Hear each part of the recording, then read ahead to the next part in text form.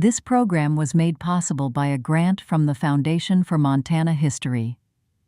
This film was created by the McCone County Library, with assistance from the McCone County Museum.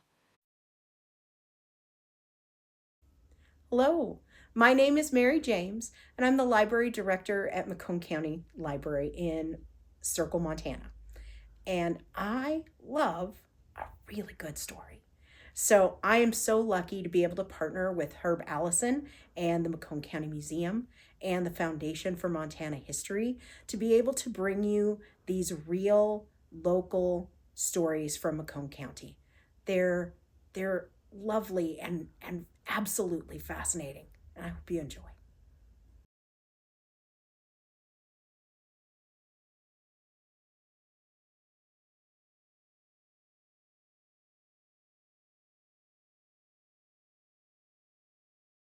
So can you tell us your name and your age and where you were born? Judith James.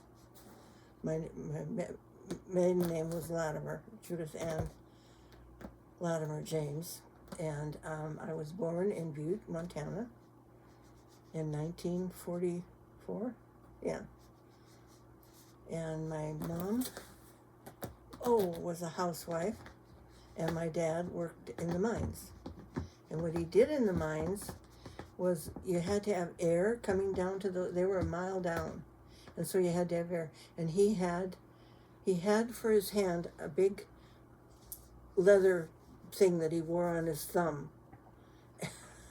He climbed from level to level. They had air, and he was repairing, and they called it, I forget what the stuff they made out of. It was like canvas, but between canvas and cloth, that kind of material. And he was making air, bringing the air down to different levels. And that's what he did. How did he get the air to move? I don't know. Did you ever go in the mine with him? No. Well, didn't they have pipes that Yeah, piped that air in? Yeah, they Like, had. So well, they had like mechanics that shot the Yeah. air through the pipes, Yeah, and then the pipes went into the vents that Yeah. were. because when I told you the pipes, the company, Anaconda Company owned everything. And you might own your house, but you didn't own the ground it sat on. That was all owned by the mining company. So if they wanted you to move, you had to either move your house or just move, and then they would wreck your house. That's how it worked. But anyway, So they could mine there on the property? if they thought something was mineable, because we used to have a place called the Columbia Gardens in Butte. It was beautiful. It was a wonderful place they had, it was almost like a carnival. They had places where you could buy pop and popcorn and stuff like that. And they had different rides. One was a roller coaster. If you've ever been on a roller coaster. They had a real roller coaster. They had a flying airplane thing that went round and round. You sat in the little plane and it circled around. We had a merry-go-round. What else did we have? The horses. That was on the merry-go-round. They were all, and they were somebody had actually done the artwork on them. They were beautiful. Hand carved. Yep. They were really beautiful. And hand painted too, right? Oh, yeah. That was all done. I don't know who did it. It was before my time, because my mom would go to the gardens. But when we were kids, they had a program, because we didn't go during the winter. I don't even know if it was open in the winter. But in the summer, they had a program where kids in the city could get on a bus, and the bus would take them to the place. Mm-hmm. The Columbia Gardens. The Columbia Gardens. And I don't even think we paid for it. And then somebody paid for it, but we didn't. And we'd bring our little sandwich, and then we had like 25, whatever my dad could afford to give us each, 25 cents or 50 cents to buy a pop or something like that. And we had our little sandwiches, and off we went. So what happened to the Columbia Gardens? It was really sad. It was just the year that I got married, I think, they decided they thought maybe they hadn't gotten enough ore, and so they were going to start mining in the Columbia Gardens. And they just, they saved a few things, and they moved. Butte was always in the hill and on the flats, and they moved some of the stuff from the Columbia Gardens, saved it, and it's out on the flats now. But the place was magical. But most of it burned, right? Some of it burned, yeah. But it was a magical place for kids. Can you tell us a little bit about the neighborhood where you grew up? Oh, my neighborhood was called Dublin Gulch. Most of us were Irish, except there was one Indian family, and one lady was from Germany. I have no idea how they got in the neighborhood, because the rest of us were Irish. But it was called Dublin Gulch. And I went to school at a Catholic school. And when I first went, it was like a 3-story old building. My mother had gone there. Well, we were always being sent home because the water froze, or the water broke, or there was a fire. And I remember it was 3-story because the steps were warped, but it wasn't from warping, it was from little feet. Oh my goodness. Yeah, it just absolutely wore it out. Anyway, so they saved money, our parish did, to build a little school for the kids of St. Mary's, but the bishop was doing remodeling the cathedral in Helena, and he took that money. Oh. So guys from the parish built a little school. But we're in a mine yard. All around us was mining in the mine yard. And everywhere we went, we walked on railroad tracks. We weren't supposed to be on the tracks ever. But I know at least 2 kids that lost their legs, Yeah, because these cars were coming from the mine filled with ore, and you never knew when they were going to move. And these kids thought that they could, go back and no, that's not a good idea. Oh, that's terrible. Yeah, it wasn't. Yeah, but we learned to live with it. I think. I don't know. So did your dad tell stories about the mine? No, he never did. My dad was not a talker. He had his cigar. As long as he had his cigar, and he had a glass of wine for breakfast because somebody told him that was good for his health. So it wasn't fancy wine, but he had to have that glass of wine, and he had his cigar, and he was happy. Leave him alone. And if he could go fishing, Mom was Catholic, and we were all Catholic, and so Sunday was fishing day for him, but he allowed us. Mom said she would not go fishing unless we all went to church. So we'd go fishing to church and then off to fishing. That was our home. My dad loved fishing and hunting. Now, where did he grow up? My dad grew up in Missouri. I know his mother, his father died, and his mother married somebody else again, and he didn't get along with him, so he left home, and I think he was like 14 years old, and he went to Idaho. I have no idea why he picked Idaho, but he did. And he lived in Idaho for a long, and he married his first wife. I don't know what age he was when he got married, but she died. She committed suicide. I had no idea. That's just a story. I didn't know her. And his other wife, they had kids, and they were in the Mormon church. My dad didn't care at all about church, meant nothing to him, but my mother was Catholic, and Catholics get, in those days, you got little medals and scapulars and stuff, and you wore. My dad wore them. Man pinned them on him, and he put his underwear on, and the darn medals were stuck to him. But I don't think they meant anything except Mom put them on him. So For protection in the mine? I don't know. Yeah. I don't know, but he always had it. They were stuck to his underwear. Like St. Michael or St. Christopher, something like that? Oh, there were different medals, and the scapula had like the Sacred Heart, and I don't know, kind of stuff. But anyway, So was the culture there that you grew up in, was it very Irish, like a our piece of neighborhood. Ireland?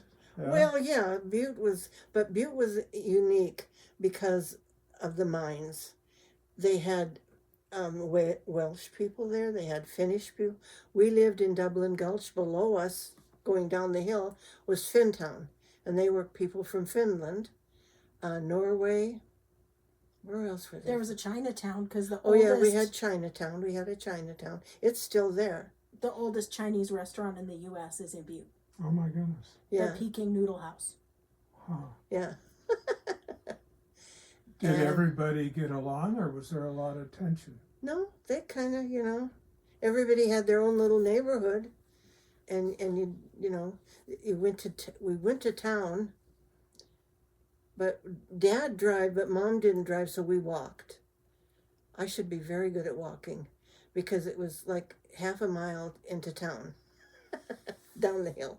Coming up was another story, but and that was, the town was kind of centered there, Main Street, and like they had a Penny's and they had a Woolworths, and that's where we shopped, the Woolworths and stuff like that. Because I remember as kids at Christmas, Butte loved Christmas. I mean, they decorated everything. And we loved going down, and we went to Woolworths, and we always bought the same. Well, we had to go to the cigar store to get my dad's cigars, a box of cigars. That was his present.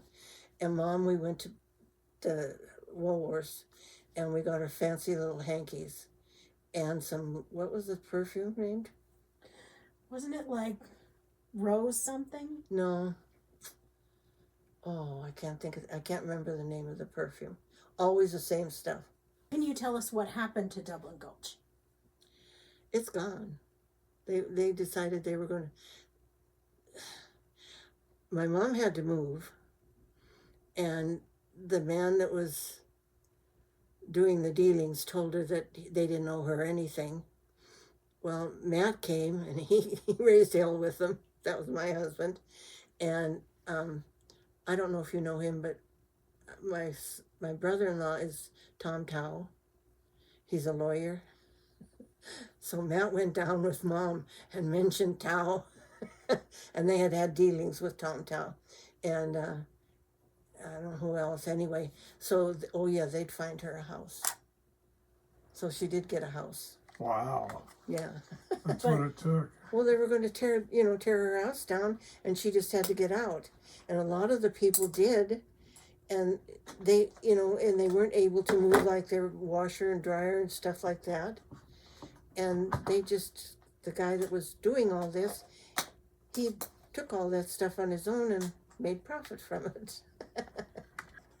Can you You'd tell wonder us where your about? kid went. Can you tell us about the extra lessons you got in school that had to do with the mines? Well, they had in the Berkeley pit, they used, I forget what they called them, it was a little capsule. Blasting caps? Blasting caps. And the kids would find them. I don't know how they got loose, but we were warned, don't pick it up, don't touch it. You will lose your hand if you do that. So kids would tell where they found it, yeah. Wow. Lovely town. Crazy. Anyway, so So did you have brothers and sisters? yes, I had one brother and two sisters. And my brother now lives in Rapid City. And he went on to school, and I think I don't know what he's in, like engineering or something. And my sisters are retired now. One sister was a microbiologist, and the other sister was a teacher. And they both lived, the microbiologist loved Montana. I mean, she worked all over. She worked in Galveston. She worked in all over the country. And so she looked for any chance, because they put out bulletins, I guess, or something, where jobs. And when she found one that said Montana, she was out of there. I think she was in Galveston when she decided. No, she was in Salt Lake City. because I went down with Fran to help her move. Okay, Salt Lake City. I mean, she lived all over the place. But anyway, she was coming home. Where did she move in Montana? Kalispell. Oh, okay. And then my sister, who's a teacher, retired. She just rented. She never owned any property. So she moved. She lives with Joan now, too. They both live in Kalispell. Two retired old ladies, like me. So when you were little, what did you all do for Christmas, if Christmas was a big thing? Well, we went out with my dad to get a Christmas tree. You went out in the forest and cut your Christmas tree.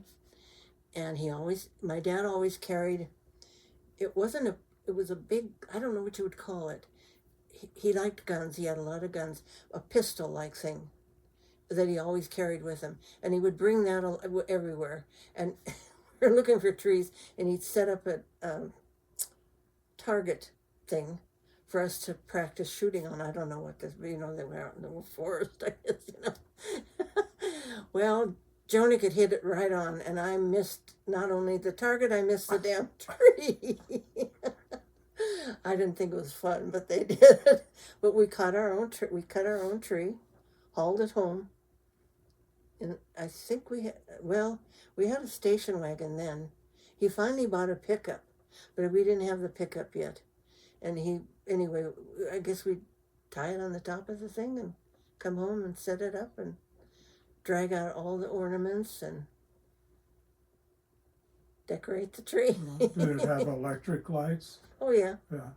Did Yeah. you go to midnight mass then? Yeah, we had to. Because we couldn't open our presents. Did Santa come? Yes, he did. In fact, I think I saw him once. Yeah, my sister was kind of the baby of the family, and she really believed in Santa Claus and lots of little things, and we'd encourage her, make it worse, make her, oh yeah, Santa Claus, you better be good. And anyway, so my dad, I think for us when we were little too, he would go out on the porch and we'd be waiting. Santa Claus, I'm sure he's out there. Stomp, stomp, stomp, ringing the bell. I don't know. Anyway, that's what we went through. Fun. Even when we were older, and we'd have to pretend like, yeah, that was Santa for my little sister. Did you get any special presents you remember? I never did. Yeah. Well, no, once I did. When I was real little, it was a little thing. Now, why I would even think that was wonderful. It was a little thing that had a little wash tub, and it had and little clothespins, and I was just fascinated with that. Why, I don't know, but anyway. Was it like an old-fashioned wringer washer?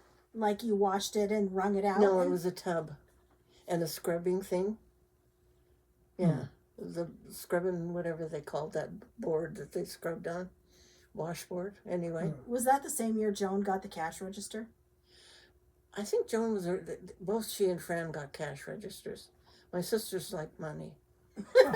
My little sister, she was even little, and no matter where we went, which wasn't a lot of places, she had a little red purse. And when people would come to visit, or when we went somewhere, she would bring her little purse, and they'd say, "Oh, isn't that cute?" And they put some money in it. Oh, good deal. Yeah. We thought, "Oh, you little snoop." Yeah. But Do you remember any other holidays? Tell them about Halloween. Well, yeah, Halloween was a big thing for us. We trick-or-treated. I don't know if we were, I think some of us had masks. I think something we made up. We certainly didn't buy anything. I don't know what it was. And we'd go in a group because Mom was afraid of us. You can't walk out there by yourself. But So, how many days did you trick or treat? well, we trick-or-treated 3 days. Oh my goodness. Well, one day before, That's a we'd lot of start out candy. trick-or-treat day, and then the day after. Did you always get candy? Oh, yeah. Well, it probably lasted a while. And some places, some of the, I can still remember, there was a big white house way up on the hill, and that was somebody who ran something in the Anaconda Company, and they gave out Hershey bars, real full-size Hershey bars. By God, we made them every year. So you go back, change costumes, and go again. No, they kind of knew us. Yeah. Anyway. Did you just stick it to the Irish neighborhood to trick or treat, or go? Oh yeah, we didn't go anywhere. Well, no, once we did, we got in a lot of trouble. No, that was something else. The Catholic Church always wanted, we were selling tickets for something. Was that when you had to collect for the pagan babies? Yeah. And we were just supposed to go to the neighborhood, but somebody got us with, well, let's go down. So we went. There was I forget the name of the bar, right most close to so we went in there. Boy, we made a lot of money in there. And my mom had a fit. We weren't supposed to be there. Well, nobody told us we couldn't. They were nice, Mom. No, they're not nice. But we did it anyway. I wasn't the brave one. I was following somebody else. It wasn't my idea. I never had good ideas. No. That sounds like a Joan idea. Well, and I think Fran was with us. I think there were several kids. And, we all cute went in the bar. And by God, those guys, half drunk, they gave us You just cleaned up, huh? Yeah. Anyway, that was a good strategy. Yeah, that was Butte. So what's this about pagan babies? Well, we're supposed to, get money to pay for the pagan baby. The pagans, like, they had nuns and stuff that did their thing in like Africa and that, and we were supposed to be supporting them, and so we were supposed to give, earn money for the pagan babies. The babies that weren't Catholic. Yeah, that were going to be Catholic if they got a hold of them. But Or anyway, gave them money or what? I don't know. I wasn't one of them. But anyway, Fran, the nuns would talk about the pagan babies, and she was furious. Well, when do we get the pagan? Well, you don't get the pagan. It's a bait and switch. Yeah. She thought she would get a baby out of this deal, but she didn't. She's still mad about it. She's 76 years old and she's still mad. Gave all that money and no pagan No baby. bacon babies. Anyway. You also collected for the IRA in Butte too, right? I didn't, but a lot of people did. Yeah, the IRA was big in Butte. Yeah. I'm sure. They They probably had- got a lot of support. They had a lot of members there, I think. Yeah. And they raised funds. Yeah. And one of the things we always did, and I don't know where the funds went, we had bingo parties in the church basement. That was a big thing in our parish, was the bingo party. And, and I think I won a sack of flour once. I was so proud. But anyway, that's under. But we went to that night. I don't know if the church got the money. I'm not sure about that. Or pagan babies, or somebody did. Yeah. And we had lovely priests, mostly. One was a little old guy. He was as wide as he was high. And he would walk. He had some kind of fetish about time. And he had a watch, a male, man's watch, pocket watch. And he would walk, I'd probably been close to 2 miles, down to the railroad depot in town to get the correct time, every day, to get the correct time. But he was a lovely priest. Was he the one who had like the old-fashioned cassock?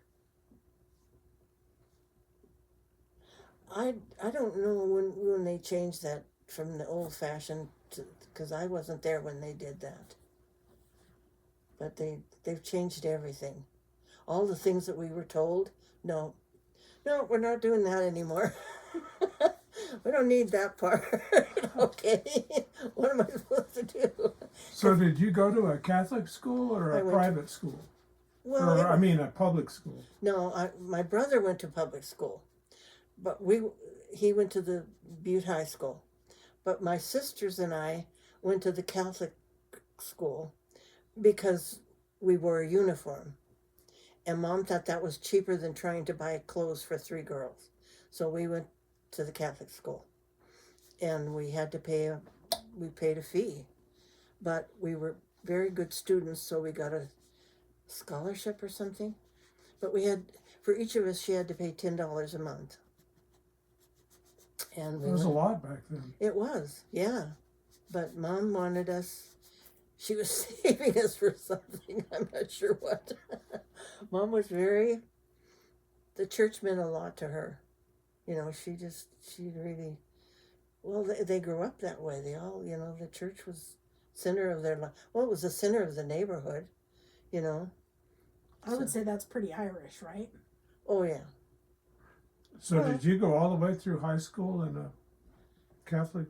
Yep, and then I went to Girls Central High School, yeah, Catholic. And across the street was Boys Central High School, which was boys. And that was run not by the nuns, but by Christian brothers. I don't know what you call them. Anyway, and they were ruthless. I mean, they whacked those boys around. And the nuns were pretty rough. Huh? Yeah, the nuns were pretty good. Tell us about the kid that didn't want to tumble. You know, the kid that didn't want to do whatever it was, somersaults or whatever. No, he did something, and the priest picked him up, and the brother picked him up and threw him down the hallway. And I think he broke his neck, or I don't know what he did. He did some damage to the kid anyway. The kid was acting up. Well, you didn't act up in those schools. Didn't act up in ours either. Well, some got away because the Catholic school, it wasn't your neighborhood anymore. It was the whole city. I don't know how many Catholic churches they were, and they came from, from our neighborhood, the poor neighborhood. They came from, well, just all kinds of, I lived on East Boardman, and if you lived on West Boardman, you were wealthy. East Boardman, Anyway, so, but a lot of the kids that I went to school with were very wealthy, very wealthy. One of them, I know for sure, Flathead Lake. There's an island on Flathead Lake. They owned that. Oh my gosh. Yeah. Wow. I mean, they were very wealthy people. Yeah. But, the nuns, we all wore uniforms. That was a nice thing. Except, like, once a month there'd be a free day, and I hated that day because you were supposed to dress. And I thought, oh, God. So I would forget. Oh, was that day? Just assume we have the stupid uniform. You cheated. Yeah, well, yeah. So, what did they do to the kids that got in trouble? What was the punishment besides breaking their neck, throwing them down? Well, that was the Christian brother. That was the boys. Oh. The girls, I'm not sure what they did. Yeah, you did. What? You had that nun that had the wax hand that would just backhand you. That was in grade school, though. Yeah, a grade schooler got hit in the face with a nun with a wax hand. Well, the thing was this drove Fran nuts. They had rulers, the big rulers. And their father worked for a painting company or something, and they had the rulers. And the nun would, if you got in trouble, she'd whack you with that, break the ruler over you. Where? Your head? Or your Oh, hand? wherever it hit. I guess something. I don't know. I never got hit. Anyway, but then that same kid would bring, and the ruler was broken. They'd bring her a new one. They hated that kid. How bad. Anyway, so that was the existence. So what did you do for entertainment when you were growing up? Did you go to the movies? No. Read books? Oh, yes, we went. Mom, we would walk because Mom didn't drive, so everywhere we went, we walked, which was probably a 2-mile walk a day. A mile down and a mile back up. And Mom would go shopping, things she had, and she'd leave us at the library. And so I think at least once a week, and we'd get a bag of books. And, we loved that. And we got our hair cut at the same time if we needed a haircut. There was a barber there, right near the library. So that's, Mom had her shopping, the barber, and the library. And she was happy. But we loved books. Yeah, that was... What sort of books did you check out? Oh, God. Little Women, I loved them. My sister loved, what was the name of the books? Nancy The Drew? Ugly Duckling. No, that was Fran. Nancy Drew? No. Oh no, she liked those like boys' adventure books. No, Hardy it was Boy? like guys who were mining or out, like people that settled the West, the old Yeah, guys. like they were like boys' pioneering adventure Yeah, books. that's my sister liked that. And the little one liked The Ugly Duckling. I swear she must have read it 119 times. Or we read it to her, I don't know. And I liked, more girlish books. And Did you listen to the radio? Yeah, we did. What did you listen to? I remember I didn't really listen to it until later on because I think when I was like in 8th grade, Elvis Presley. And they used to tell on the library, on the radio, you could call in on your birthday and ask and they'd read the book. And I did, and I wanted Bambi every year.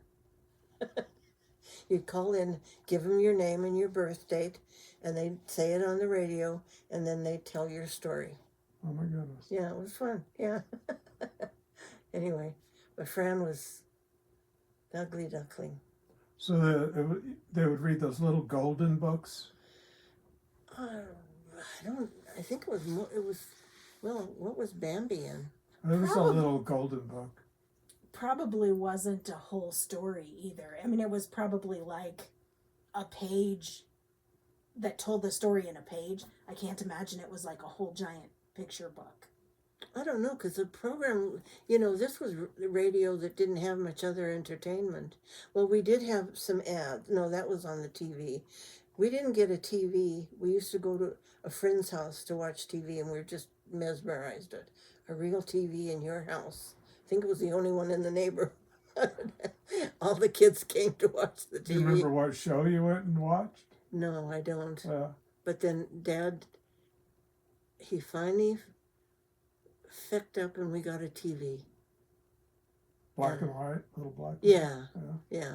Oh, we were just absolutely thrilled. So what'd you watch? Isn't that when you watched like American Bandstand after school? Yes, when we got home from school, they had American Bandstand. We watched that because it was the dancing. And I don't know why, because I remember in high school, they had dances. And it was the boys' school and the girls' school. And I thought, so they said, well, you should come. You never come. So I got enough money for a sweater, and I had a skirt, and I dressed up, and I thought I looked wonderful. And I went to this dance. My dad dropped me off. He said, I'll pick you up, okay? Anyway, and the girls all was on one, this was in the boys' high school. The boys were on one wall, the girls were all lined up on the other, and there were like 4 couples danced. Nobody else danced. I thought, well, this is just stupid. So I never went to it again. Oh, I think I went to a phone and called my dad, and I said, you can come and get me now. I'm done. how did the kids dress to go to the dance? I don't, sweaters, skirts, I Yeah. don't, the boys, I don't know. What years was it? Early 60s? maybe? In the early 60s, yeah. So it had been poodle skirts or? Yeah, we had poodle skirts. Yeah. But we were lucky, my sisters and I, because we had an aunt and her sister lived in Bozeman, and that And the sister, her husband, ex-husband, he owned a photography company. And she had one daughter and one son, maybe two sons. I don't know what happened to the sons, but the daughter, had a little bit of money, so she really used, that girl went every year, the beginning of the year, she went to California to get clothes for school. And so, she had tons of clothes and they were outgrown. So Aunt Marg said, well, this is ridiculous. I've got little girls in Butte that could use these dresses. And so we had some pretty fancy dresses. I mean, they were really, I had some favorites that I loved. And people said, where did you get that dress? I said, oh, I don't, whatever. I was going to say it came from my aunt in a box. Oh, my aunt bought it for me. Oh, well, isn't she nice?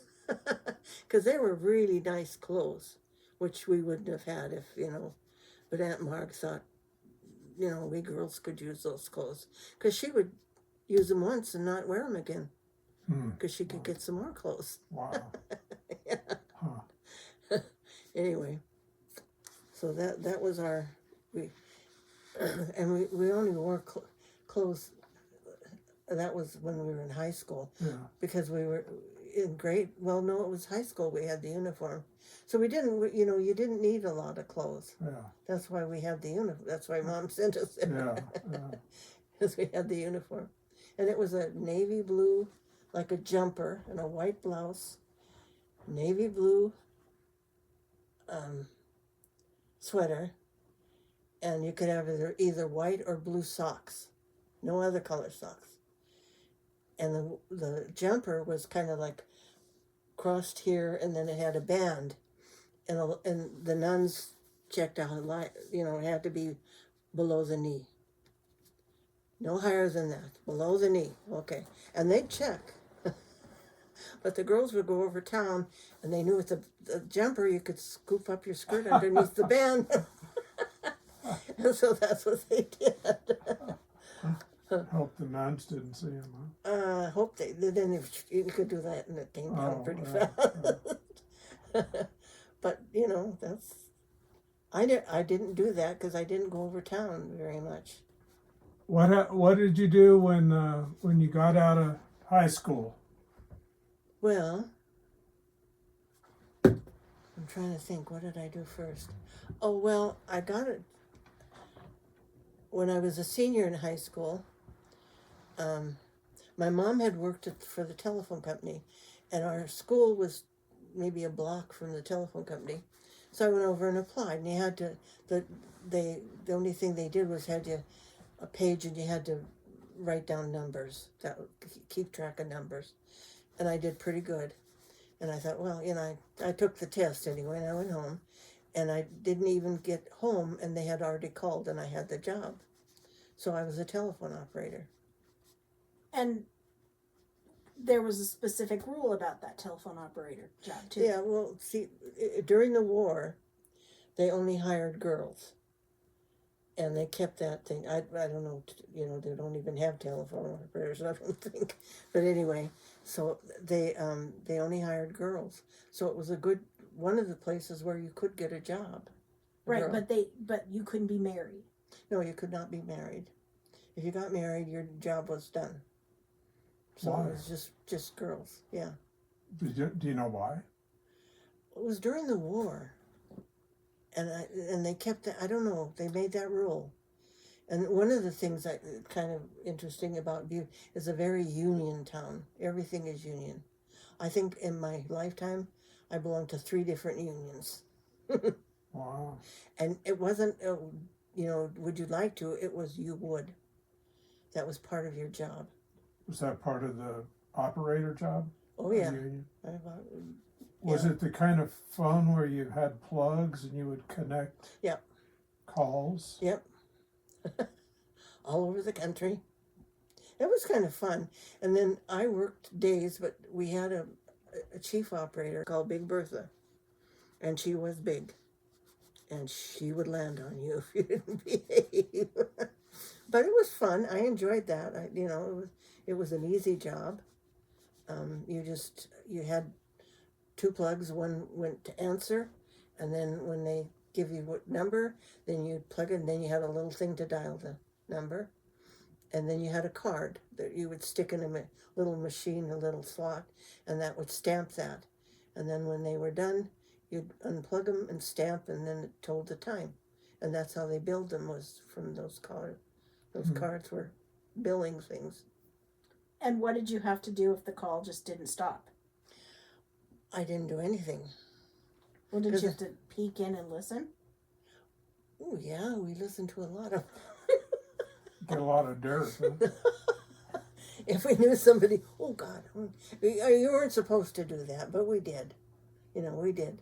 Because we had the thing on now. You just had to undo the little thing so you could hear them.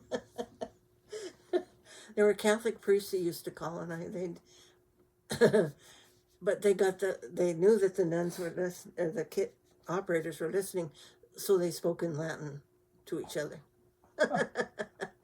I couldn't remember in Latin, even though I had it in high school. I couldn't. That's pretty clever. Yeah, they spoke in Latin to each other, and they called quite often, and the Latin priest.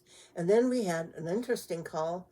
Was Butte had a pretty good. What do you call those ladies? Oh, prostitutes? Yeah, well, but they had a business there. And you'd get those calls at night, calling from Butte, and they'd call like Nevada or places to get new girls, to swap girls. Really? Yeah, that was fascinating. There was a place in Butte where they worked, and we knew that. Because we used to go fishing, like I said, and my dad, I can't remember the name of the car. But anyway, he always got gas at this. He was a man of habit. We'd go to this one gas station. He never went to any other, just that gas. And we'd get gas. And that gas station always gave each of us a candy bar. Wonderful. But across the street from the thing was one of the prostitute houses. And they'd be out the window, hi. Oh, really? My mom would say, don't listen. Why? Hi. She knew what it was, but we didn't. But that was one of the prostitute places. Was that such a big business because of the mining? I think the mining, yeah. Especially in the early days, it's been a business in Butte. I don't know if it still is. Could probably still is. But yeah, they did a big business. Probably always will be. Because I remember once going to the bank, and this woman came in, and she had a lot of makeup on and a hairdo, and she was a big woman. She wasn't little, and she had a bag, and she was depositing money. And I said, Mom, look at that, all that money. She said, don't look. Mom knew what it was, but I didn't. But she was she probably was one of the ladies that ran the place. I don't know. She had a bag of money to deposit in the bank. I don't know. Butte is unique, just a unique town, because all the different nationalities, and they came. I didn't know this, but Wales had copper mining. And other places had copper mining. And so a lot of these guys came, and they came because there were jobs. There were a lot of jobs. And then there were little neighborhoods like, I remember Mom saying her dad, a lot of Irish guys came. They go to John Dwyer. He would help you out. He'll give you a job. And Mom said, God, she said, he'd want us to go out take him out and, So she said, yeah, we did, but she said it was the first pair of shoes they had, and they had a kind of a suit on, but they were just real backward. And she said we drag him down partway to town, tell him to sit here on this bench, and we'll be back pretty soon. And we'd leave him and come back, drag him over. She said, we're going out with those Irishmen.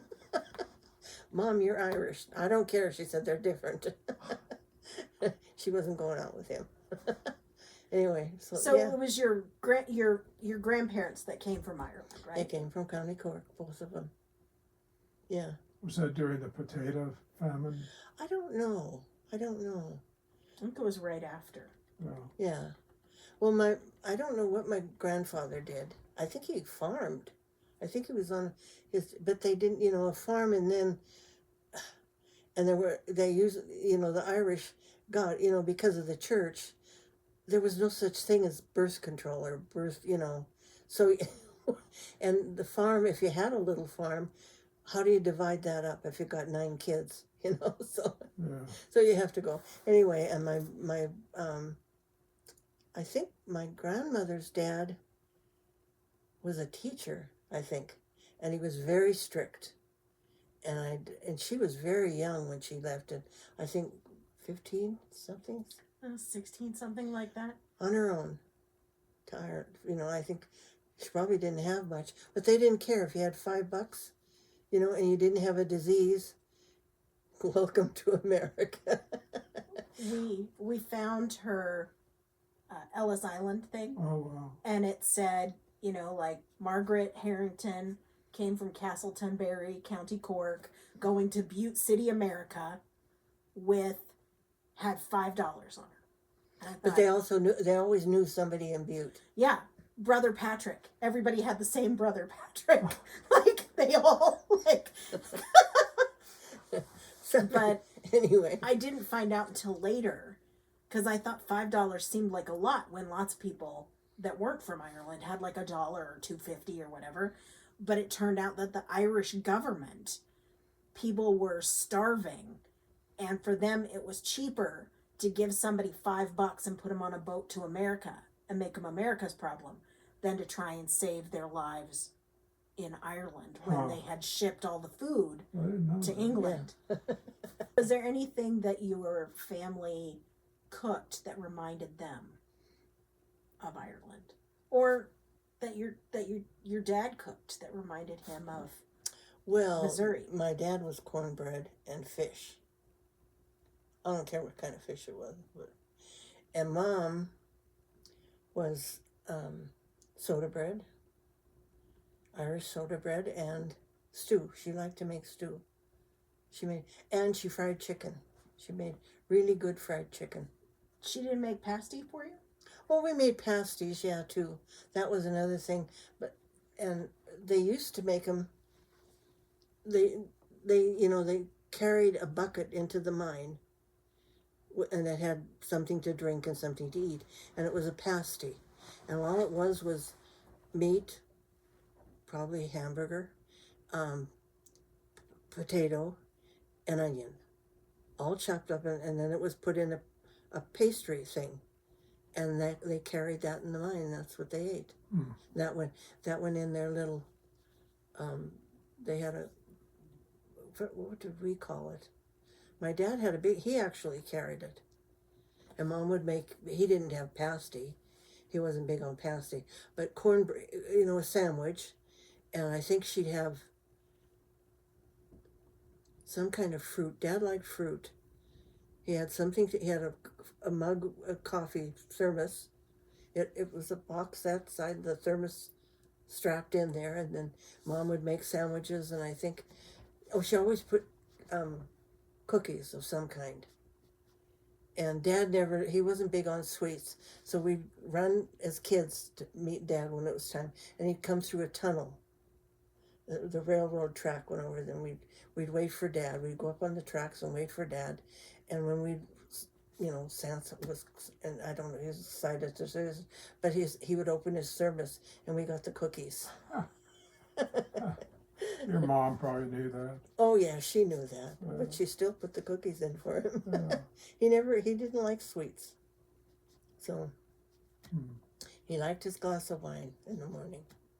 Give him his wine and some cornbread, and he was a happy man. Because he didn't eat cornbread like the rest of us. He always had to have a big glass of milk, and then he broke up the cornbread and into the milk, and that's how he ate it with a spoon. Regular milk or buttermilk? No, just regular milk. What kind of fish did you go fishing for in Montana? He liked trout. He liked to get trout. you know, the streams, when you get toward the mountain, you get, and he had his own, he had a nice fishing rod, which he was very well taken care of, like his guns. And every year he had a particular fly that he liked fly fishing. And he had a particular fly, and every year he had a new one made. Was there a shop in Yeah, there was Butte a guy that made flies? A guy that, I don't know if he had a shop or not, but he made flies. Yeah. And he always knew Dad's kind, and it had to be a certain little fly, and it had whatever it's supposed to look like, you know. Happy man. Wonder what happened to his flies, his fishing gear. Yep. Probably And worth a lot of money now. I'm assuming Lee has it, right? Yeah. No, I think Joan and Fran had some of it. I don't know. Anyway. Well, they have the gun and the trunk and the cursed christening gown. No, Lee has the guns. From my dad. No, your mom's gun. Your grandma's gun. I have that. I think it was my grandfather's. I have a pistol. A little pistol. Do you know what kind? Well, I have it right here. Uh-oh. Oh, you do not. Yes, I do. Well, got to show the camera. God, you're gonna shoot us. Just don't point it at us. It doesn't even, the bullets, my grandmother's, it was in my grandmother's, you know, they have a trunk they made, I forget what they call that trunk. There's the baby. This was my grandfather's. I have no idea why he would have. Oh God, I can't get it out now. Oh, Mary, it has no bullets in it. Uh-huh. Famous Yeah. words. Matt That's loved what it. it says on the gravestone. Mm-hmm. There were no bullets. Well, it's just his little pistol. This I'm was telling my you, if you shoot me, you're going to the home. But it was my grandfather's. I figured you'd get Well, this. don't point it at anybody. I'm not. I'm just gonna show it to him. Oh, wow. That was a pistol, and it has no bullets in it. The Like a nice pistol. cylinder is empty. Don't point it at Don't Matt went and got bullets for it. I got the bullets someplace. just put it away. Well, No. see, you just Don't point it. You never know. it's got nothing in it. But it was. I don't understand why my grandfather had this. Well, self-protection, or maybe there's a lot of bears if you're fishing. And Well, my grandfather didn't go fishing though. He was the one that worked in the mine. oh, So It was probably IRA, Mom. I don't know. He had this gun for some reason. what is They were going to throw it away. My throw it sis- away? Yeah, they were. Well, they said, well, they were horrified. They found it in my grandmother's trunk, and Mom told him it was her father's, and they wanted. Then when Mom was gone, they were going to throw it away. I said, no. I said, can I have it? Well, we'd have to bring it to you. I said, yeah. Well, you'd think that they were carrying marijuana or something. We're going to get stopped. Nobody's going to stop you. I'm putting it away. I'm sorry. I love that little Sorry, thing. they're gonna have to really edit this. You set this up, right? She wouldn't tell me where she had it. I've been bitching at her for months. Where's that guy? Well, It's supposed to be locked in the gun safe, and my Yeah. brother took it out, Well, you never know. and then she's like, I don't know where it went. because I knew you'd take it away from me. Yeah! 'Cause it's No, like- Mary, I'm not shooting anybody. I don't have any bullets with it. Matt went and got bullets for it, and I forget the guy, Woody Hawkinson, that used to be had a little hardware store, and he went into Woody and he said, "Can you get bullets for this?" And Woody said, "Yeah," but he said, "Jesus, Matt, don't shoot it at anybody. I don't know about this thing." Oh, Well, Matt wasn't going to shoot it, but I do have bullets in somewhere for it. I think they're in the gun safe, the bullets. all right. Well, But I'm not going to shoot anybody. that's probably a good thing. I don't know, it's just Unless you need to. it's antique, I Yeah. have no idea how old Oh, it that's is. really cool. Yeah. Especially since that was your So grandma. that was my grandfather's. I don't know why he had it. Maybe he was part of the IRA. You didn't tell people if you were. Yeah, you definitely didn't tell people you used your pistol to do it. Now I can't imagine why, because working in the mines. But there were some really bad times in the mines. There were guys came in, and Butte unionized, and there were guys against the unions, guys that were fighting the people. The union guys were fighting the ones that didn't want the union.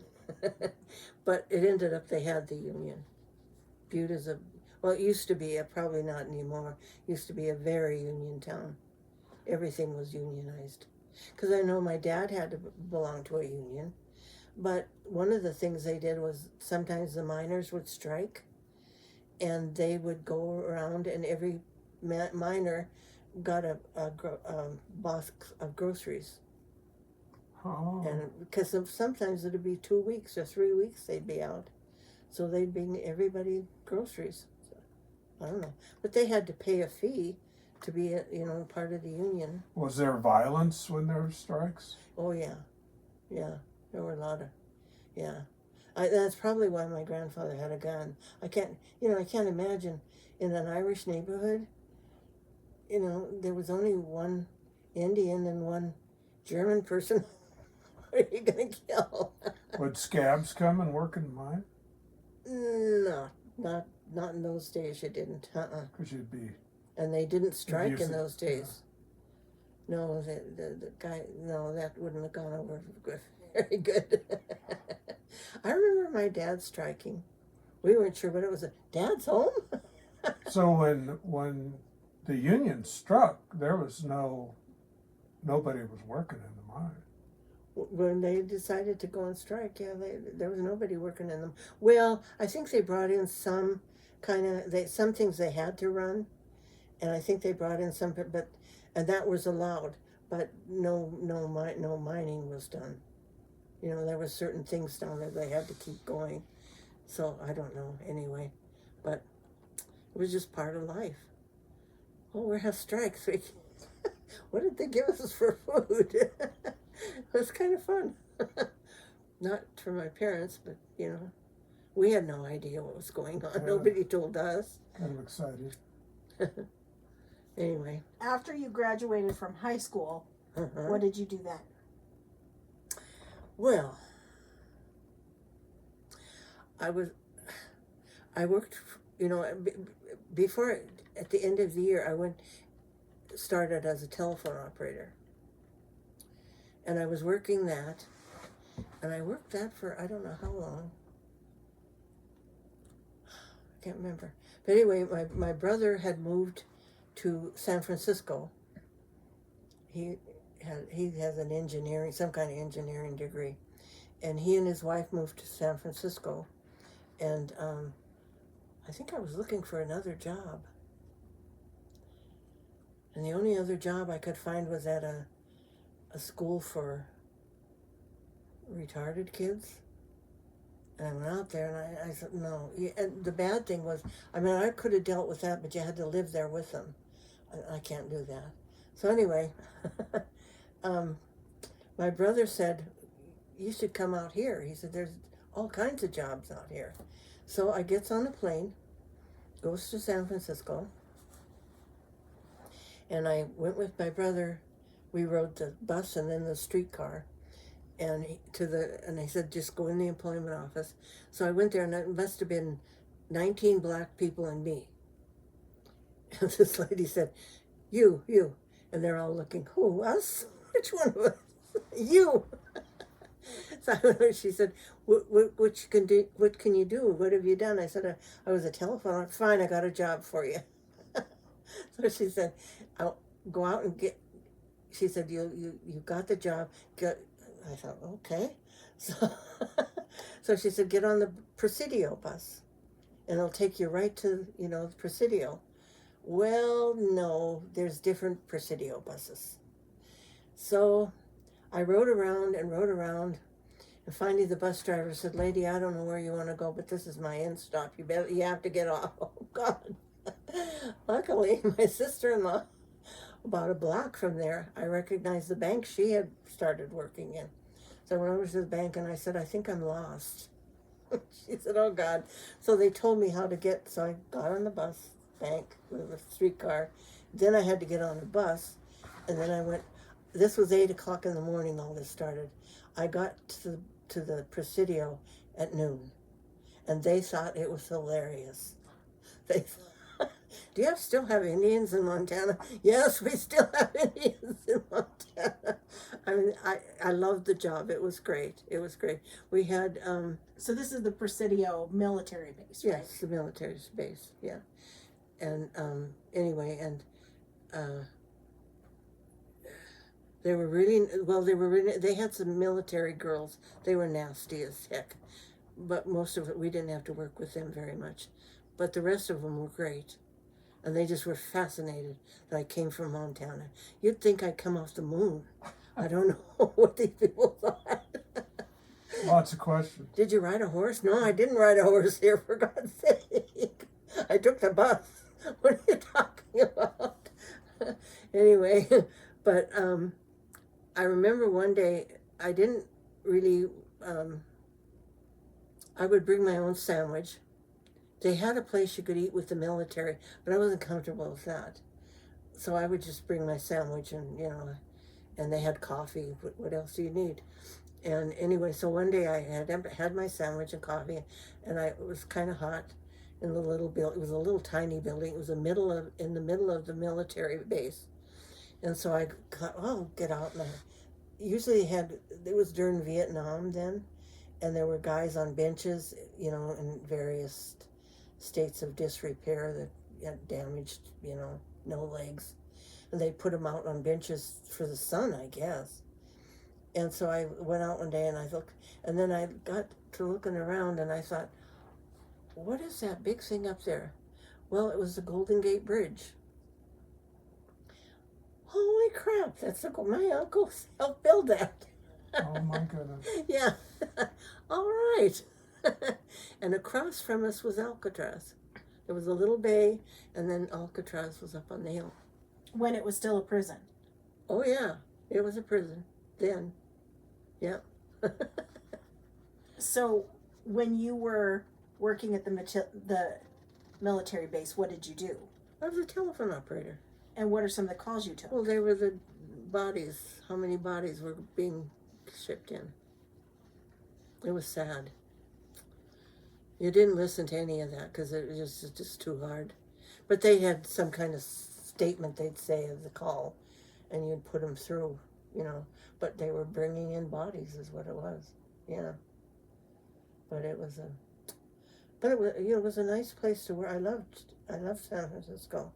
How long did you work there? Probably 6 months. Oh, not very long. No, my brother, he decided, I forget he worked for a big company, and he didn't think there was nowhere getting ahead in that. So he wanted to go back to Montana and get some more schooling. He figured out he needed more schooling.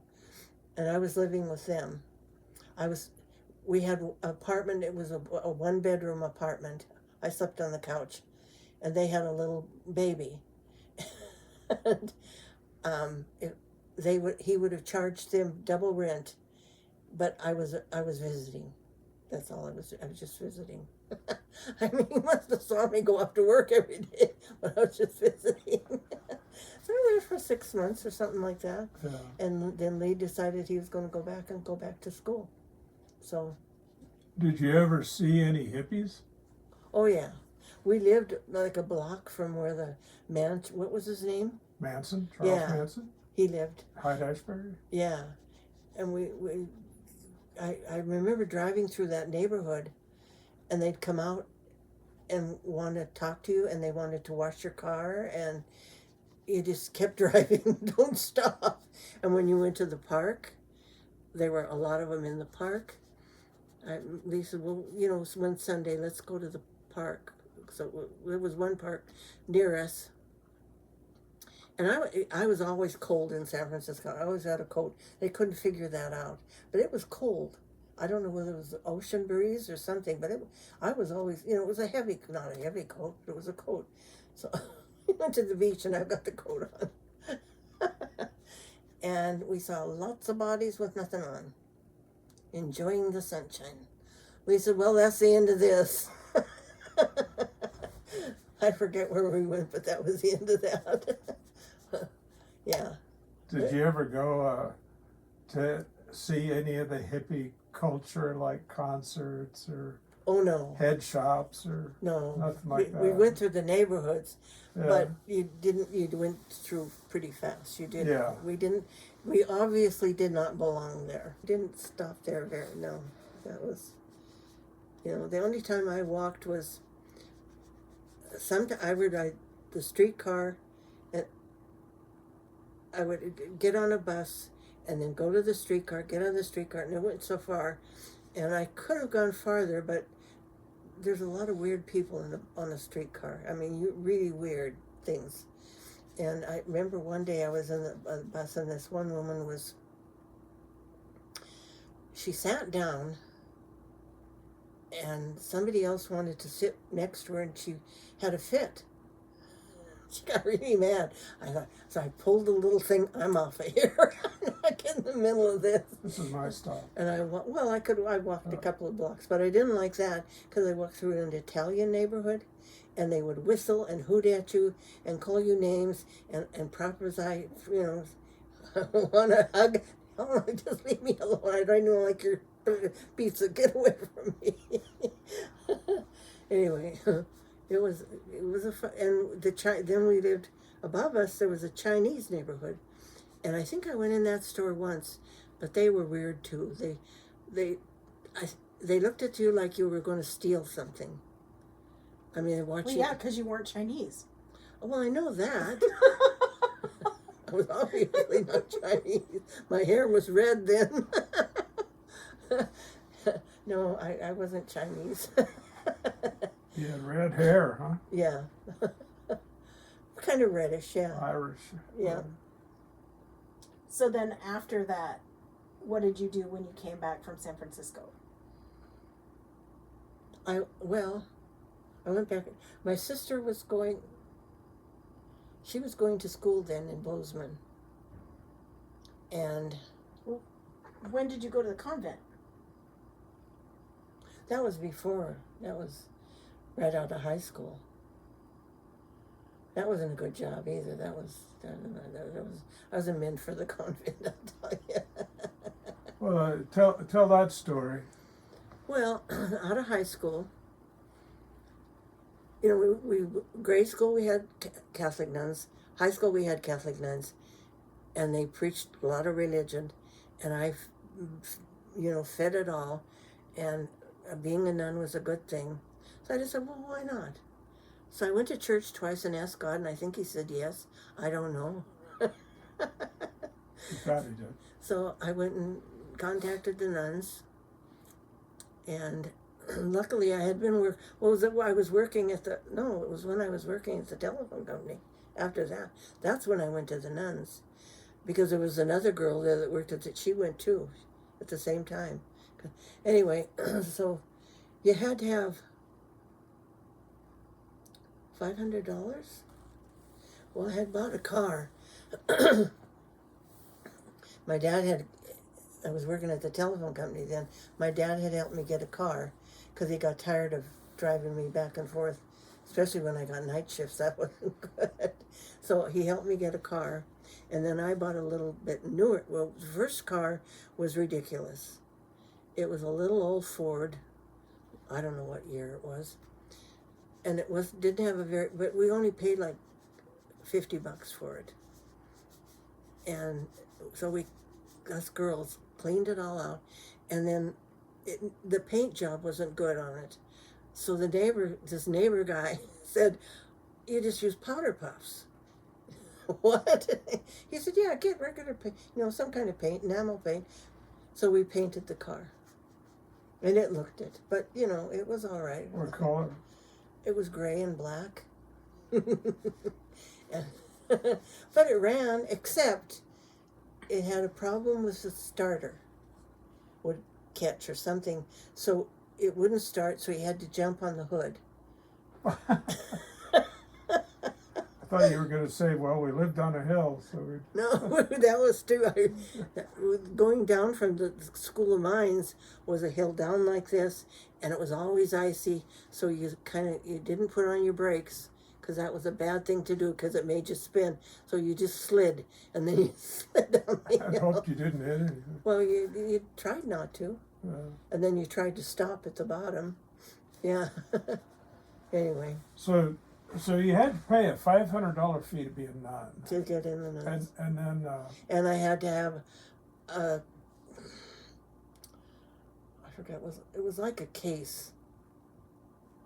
And I had to have a set of towels. And I had to have a sweater. And I can't remember all this, but it was it was a whole case of stuff that you had to take. And I took the train, and we went to Kansas City, and then there's Kansas City, Kansas, and there's Kansas City, Kansas. One is Kansas City, Missouri, I guess, and one is Kansas City. The fancier one is Kansas City, Missouri. The other one is like more of a labor type thing. Well, we went to the fancy one, and both she and the other girl, we both smoked. I started smoking when I was working at the telephone company at nights. Coffee and cigarettes kept you, going. Anyway, so she said, if you girls want to have a smoke here in your fancy house, she said, better do it here. She said, because you're not going to get. So we went out in her yard and had a cigarette, and then she took us to the convent. so what'd you do there? In the convent? Yeah. What does a nun do? I don't know. They pray. Yeah. And they work. I lost 40 pounds. That's how hard we worked. I mean, we did dishes, we scrubbed floors, I can remember scrubbing one floor one day. I had a bucket, I had a mop, a broom, and so I had to sweep that whole hallway. It was a long hallway, and it was wood, and I had to sweep it, and then I had to mop it. And so, there was a little alcove there, and it had pictures. Catholics have, if some saints and things, they have little, like maybe a piece of their skin or something of their clothing. Relics, yeah. And they had this little room of relics, and I'd be mopping, and there'd be a little nun in there talking to the relics. And I said, I think I've lost my mind. What the hell am I doing? Anyway. Those were people that talk to bones. Yeah, well, I never knew, I think that's why I left. Well, it sounded like you had a lot of very old nuns who were maybe... Oh, no, some of them were young. Right, but I mean, it sounded like you had a lot of old nuns that maybe were not all there. Oh, we had that, too, because they'd had a retirement home, and they didn't have the nuns were a nun, I don't know what you call it, habit they called it, but they had these nuns had the black dresses, and they wore beads around their, big, long beads, and the dress went to the ground, and then they had like a shawl that went across, and then they had this headpiece, and it had it had a little cone that sat on their head, and then the piece went over anyway. Like the movies. And so the nuns, these old nuns weren't sure where they were. And once in a while we have to do charity things. They're big on charity.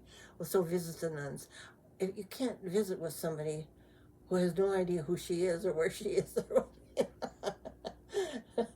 What are you doing, dear? I don't know. What are you doing? It was fun, but that was one of the things we had to do. Yeah, it was, and we prayed a lot. Because I remember we had one little gal, her sister was a nun. She was already professed and everything, and she joined. and she was from, I think, New Mexico or Mexico. She barely spoke English. Every night before we'd go up to our big room where we slept, we'd have to go in this little chapel, and we said certain prayers, and one was the rosary, and you had to name the name of the saint. They had saints that went with each day, and she couldn't. She just slaughtered them, and the way she said them with her Spanish, we'd all one started to giggle, another giggle. You don't giggle, not allowed. And then the nun that was ahead of us, she started to giggle. It was the end of the prayer. But you didn't do, it was following rules, and that giggling was not allowed, especially at silent time. They had silent times where you weren't allowed to speak. You weren't, because I remember we were allowed to study because we were taking college classes along with the scrubbing and all the other stuff, and I was trying to study that, and so I thought, oh, I'm done with this. So then I went. You had to take a shower, and I went into the shower, and this other girl, she came from a very wealthy family from Helena. I don't know what her dad did, but she was very wealthy. And I don't know why they allowed her she had very bad asthma. So I come out of the shower, and she's on the floor, and she's gasping. So myself puts the robe on, the towel on my head, runs up the stairs in silent hour and said, sister, I think she's dying. Well, she wasn't mad that the girl was sick. She was mad because I broke silent hour. Oh my God. I thought, oh my God, I'm dead.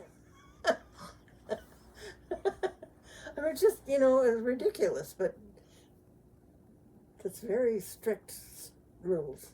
Once you get on to be a nun and go someplace else, the rules, aren't as bad, but in the convent, they're pretty bad. They're rules that you don't break. What went through your mind to make you decide to leave that life? I didn't belong. I kept thinking, I'm praying for that's mostly what you did was pray and work. And that was okay. But I was praying for things that I had no knowledge of. Praying for poor, innocent children who are being abused. Praying for, marriages in trouble. I thought, I don't even know what they're talking about. I don't belong here. I may as well go out and have some of that experience. Then I can pray for it if I know what it is. Yeah. But I just didn't belong. I didn't like the rules. I know I wrote a letter home, my first letter home.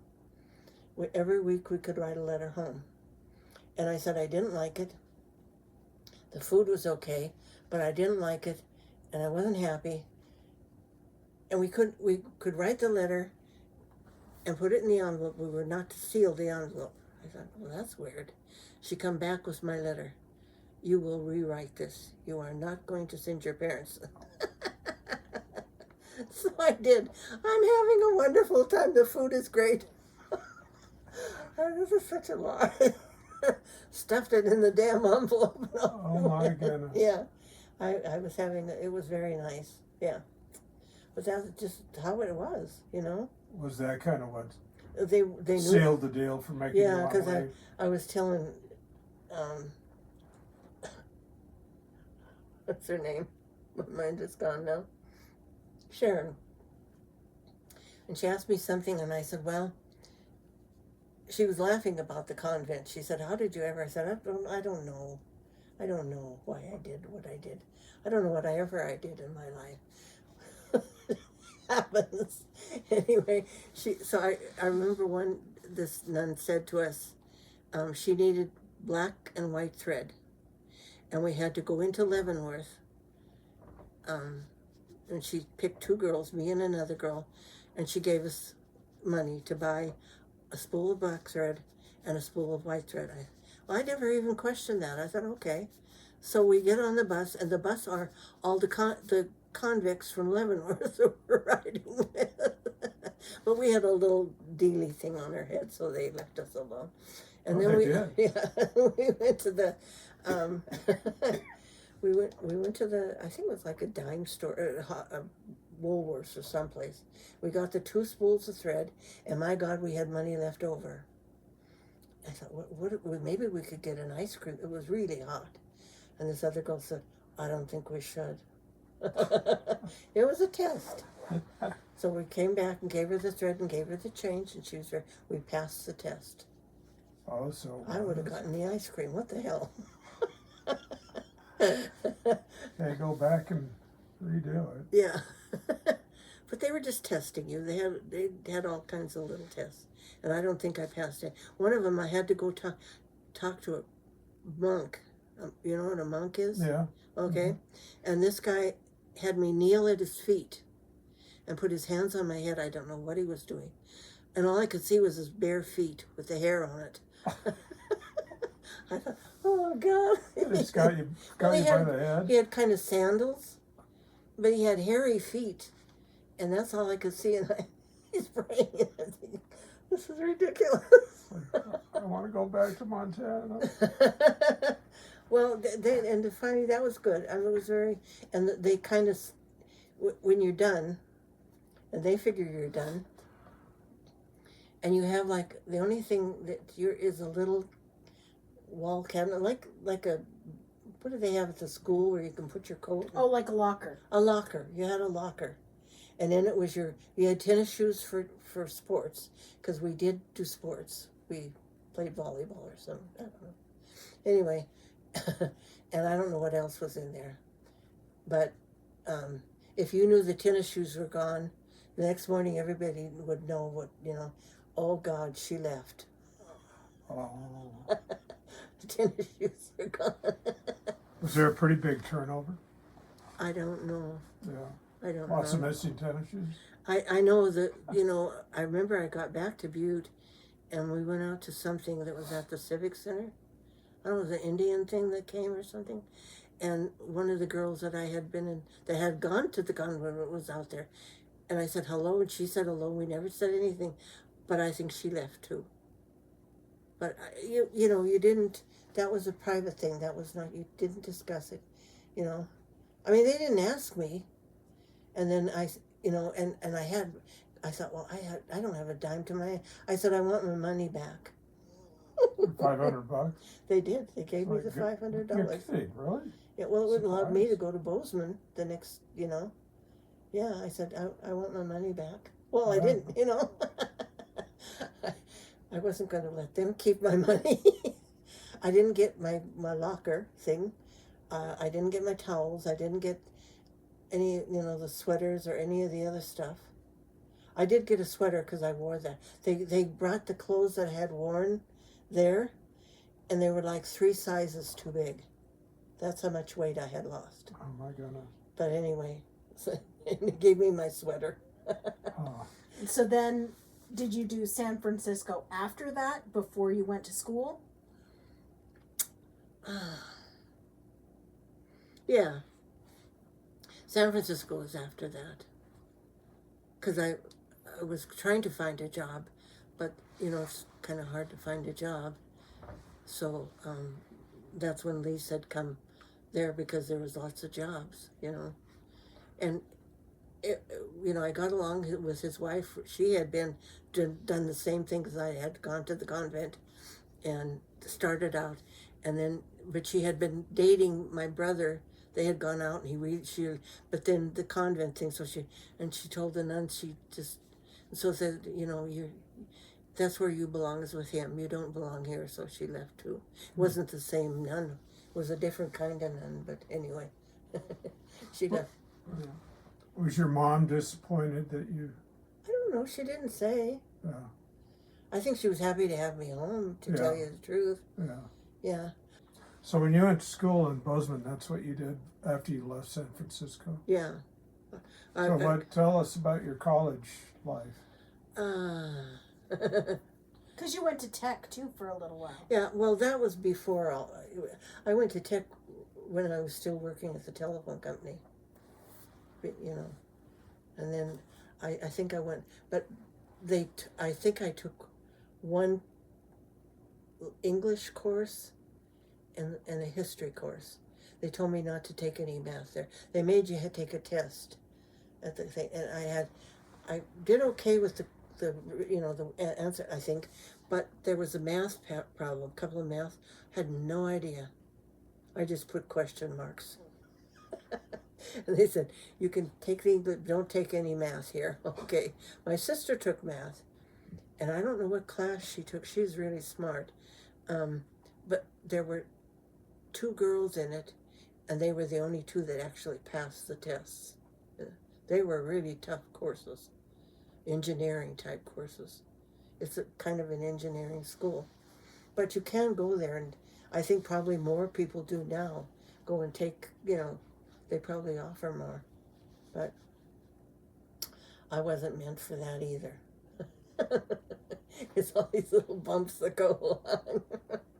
Anyway, so what did you complete college? yes, I did. What did you get your degree? It's in education. I forget what they call it.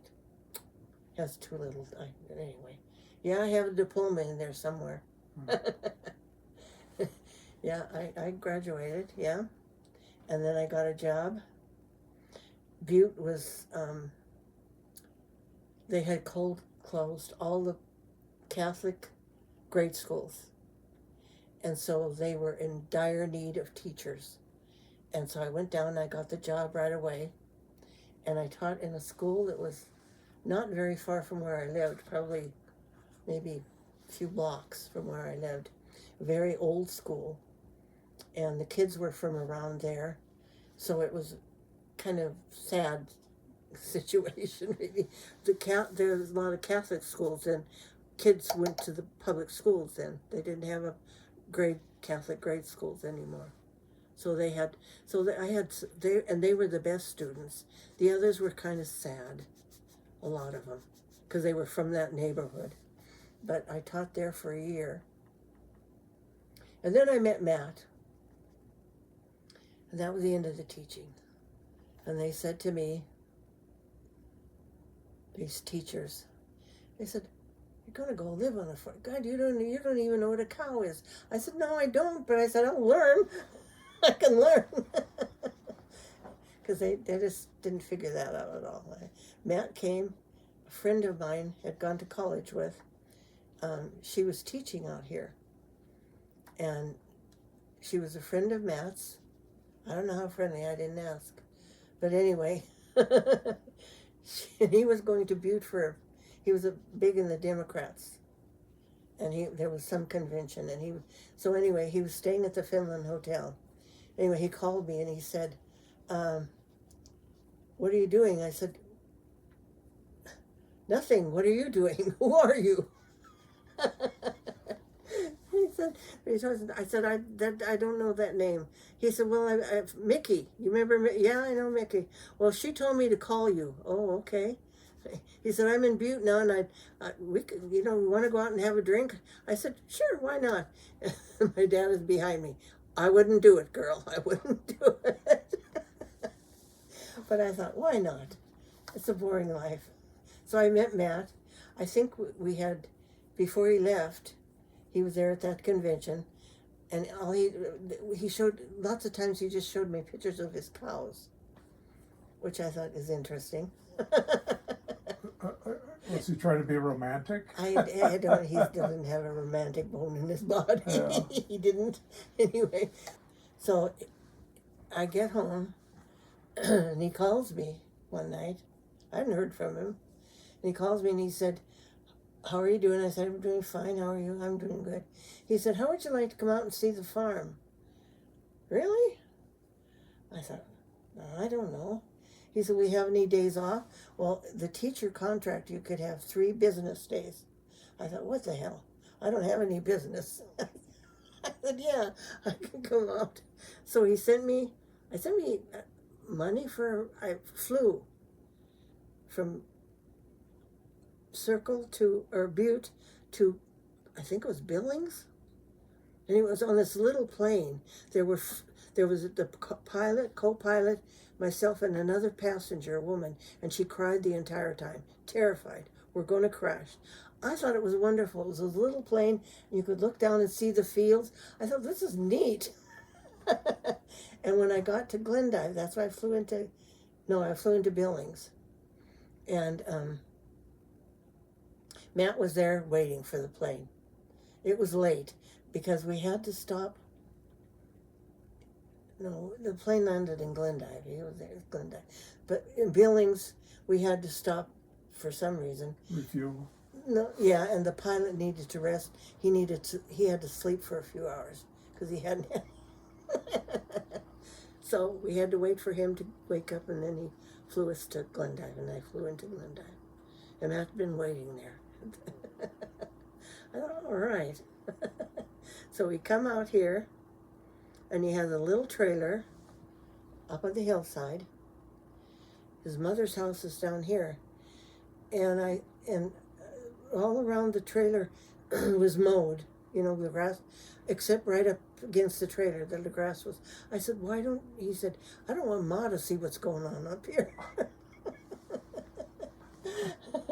He let the grass grow so Ma couldn't see. I said, I think probably Ma knows. She knows you. Anyway, so that's how I met Matt. What hill? Where? Across the road from here. Okay. That was a hill. Okay. He had his trailer up there. So there's like railroad tracks that go along that whole road, Yeah. and then the trailer was on the other side of the railroad tracks. Okay. So Oh, if it was up on you the hill drive kind of- straight out of this road and straight across the And he had highway, it all Okay. mowed because he had a trailer court is what he called it. He had a name for it and everything, but he put in all the plumbing and everything, and there were quite a few trailers at one point. But anyway, yeah. So that was my trip. So he grew up here in a ranching family. Yeah. And they own this property and a property across the highway? They at one point they owned about 5,000 acres. Wow. Yeah, his dad, he and his dad, and his dad was from Wales, and Grandma would tell me stories. They used to heat with coal. We did too at one point. We heated with coal. Matt loved coal. He said, but it is, except you have to clean a coal furnace. You have to have a place to dump the ashes. Well, Matt couldn't breathe. He had asthma really bad. And so my job was to clean all the flues, and I'd get in there, clean it. Well, he'd just give it a wipe, but I'd, being a woman, you clean. And I'd come up and he'd say, what the hell you been doing? I cleaned the damn furnace. What do you think? He said, did you climb in it? I said, no. But and I'd have a big pan of ashes that I'd take outside, and I had a place to dump them. And that was my job, because he couldn't do it, because he couldn't breathe. And I thought, better me doing that. And when I had to shovel coal sometimes, because we had a bin that it came in, and then we had an auger that brought it into the furnace. The furnace still would operate, except for the electric part on the front. I don't know what that's.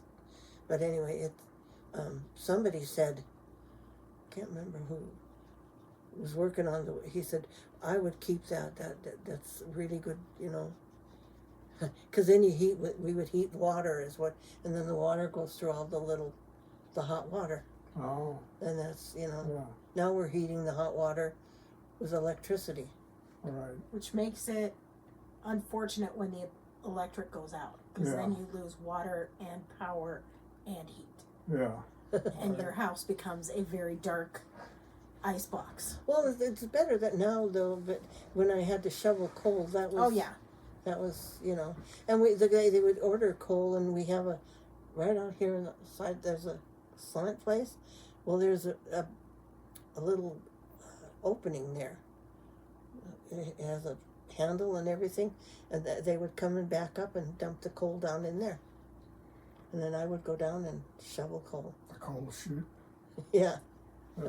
So you were saying that Welsh grandpa heated with coal. Well, they did at Grandma's house. They used to use coal. So how did they get the coal?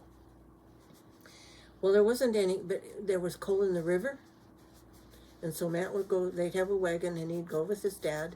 And his dad would go down under the water and dig up coal and shovel it up onto and he'd wait and he'd just pray that his dad got back. He'd see the bubbles and he knew his dad was coming back. Yeah. Sometimes they dynamited it, right? He'd dynamite and then he'd shovel. Yeah. What river? Huh? What river? The Redwater. There was natural coal seams Yep. in the bed of the river. Yeah. There's lots of coal seams around this area. Yeah. Why would they try to get coal from under the water? It seems like the hardest way Well, to get it. There were, you couldn't dig it out of the ground, but it was just lying. It was clean under the water, so you could. If you My could guess is get- because there were cows on the land that was, like they were either farming or they had cattle on the land that was, but there was nothing in the river. Where did they do this? down in the Redwater. Just right here? Yeah, down going toward. I think farther than Wolf Point. The river goes quite a ways, and I don't know exactly where this was, but Matt told me about his dad. That's how they got coal. Then they heard it. They would heat their house. So that would have been in the 1930s. Probably, yeah. I know that there's a lot of coal mines around, and I've even been in some of the coal mines, Yeah. but I didn't know they got it out of the water. That's Oh, the first yeah, they I've did. heard about that. Well, he did. Wow. Yeah. And then they'd have a wagon load of it and bring it home, and I think they had a place to dump it. Coal, because Grandma's whole house was actually, a lot of people came out here and homesteaded, and they didn't make it, but they built like a little house, and they just left. They couldn't make a living out here, and they just left it. Well, other guys here, Grandma's house was one of those that they put it on some kind of wagon as part of her house. And then she just added on to it. Yeah. Because when he first came, he had a sod house inside a mountain, right? Inside the hill, right? Yeah. Down. A dugout? You have any pictures of that? I don't know that they took. The earliest picture I have, Ruth might have pictures, but anyway. Because this would have been like 1902 or 1903, 1904. Well, this was before he got married. Right. He didn't get married till 25. Yeah. Do you know where the dugout was? This is right down here somewhere. Yeah. In the banks, but Matt told me, but now there's trees and all kinds of stuff. Well, they're all gone. Yeah, you don't see where, but he told me about it. He said his dad, yeah. He said, he said sometimes he used to find an old stovepipe that come out, they'd burn it, whatever, and they'd have to have some place to have the smoke go out, so anyway.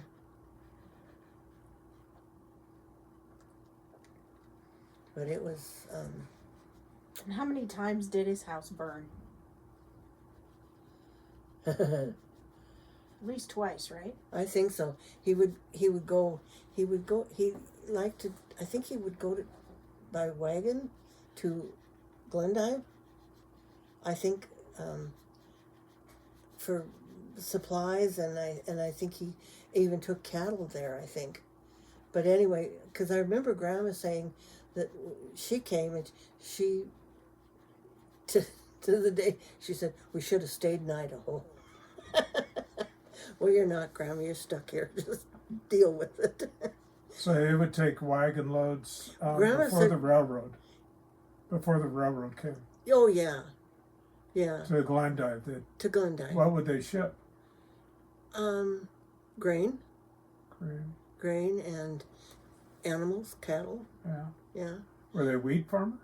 yeah, Yeah. wheat and oats and stuff like, yeah. Because Grandma said it was, what, a 3-day trip? Yep, she said it was 3 days from here to Glendive. Because when she said she had, her family came from Idaho. I don't know where they came from before that. Denmark. Well, anyway. She said we should have stayed in Idaho. Anyway. Was it too rough here? Well, it was rough, you know, Yeah. and Grandma, I remember some of the stories she told me. But she said they'd go to Glendive, they'd have a wagon, and it usually had probably wheat, something they were going to sell. And they had to, she said, we rode on the wagons. She said it took 3 days, so we had to sleep at night, and they slept under the wagons. And she said we couldn't wear dresses, you know, so they'd wear overalls, bib overalls, like the men, you know, she said. And he had girls. The girls were the oldest. The boys didn't come along till quite a way. So the girls were out there doing whatever the men, you know, they had to help their dad. So they did everything. Anyway, so she said that she hated it because, and they had to have pans and cook meals 3 days to get to Glendive. Grandma said they hated getting to Glendive because we had these jeans on. All the women had dresses, and they looked at us. I said, oh, so I remember I wanted to get her years like when we were married and everything. That was her birthday, and I wanted to get her like a pantsuit. No, in her life she never wore pants again. What other stories did they talk about those early times? Like anything with Indians or? No, but you know, I've gone out. We find Indian arrowheads now and again. We kind of hide those places because we don't want people coming in. People actually find dinosaur bones, different places. I've never found any, but we had neighbors that did. They ended up in jail. Oh, really? They tried to sell them. Oh. You can't sell them. You find certain things. I mean, I would find arrowheads, and there was something I found. It was a bone of some kind. And Ruth said, it isn't a bone. I said, it's a bone. And you could tell where, I don't know, it was pretty big. It was like a spine thing. And it was, you could tell where, you know, where it connected with the other. Was it a vertebra? Yeah. How big was it? That big? Like a bison, maybe? I don't know. I just, when I would go with Matt, I would help him feed cattle, you know. But I wasn't good at anything that I was supposed to be doing. So when he was doing something that he needed to do, I'd be wandering and looking at flowers and picking up rocks. And that's when I found that. Was it fossilized? Yeah, it was down in the creek. Because sometimes there used to be dams up above us, you know, farther up the road, going toward Glendive, some big dams. And once in a while the dam would break, and then you'd have a river coming down the road. I mean, you could hear it. And it would go down and listen to the water rushing through, you know. And then you'd find things. Because the river, It would get washed down. Yeah. And that's where I'd find stuff like that. Huh. So I don't know where it came from, but, you know, it was fun. You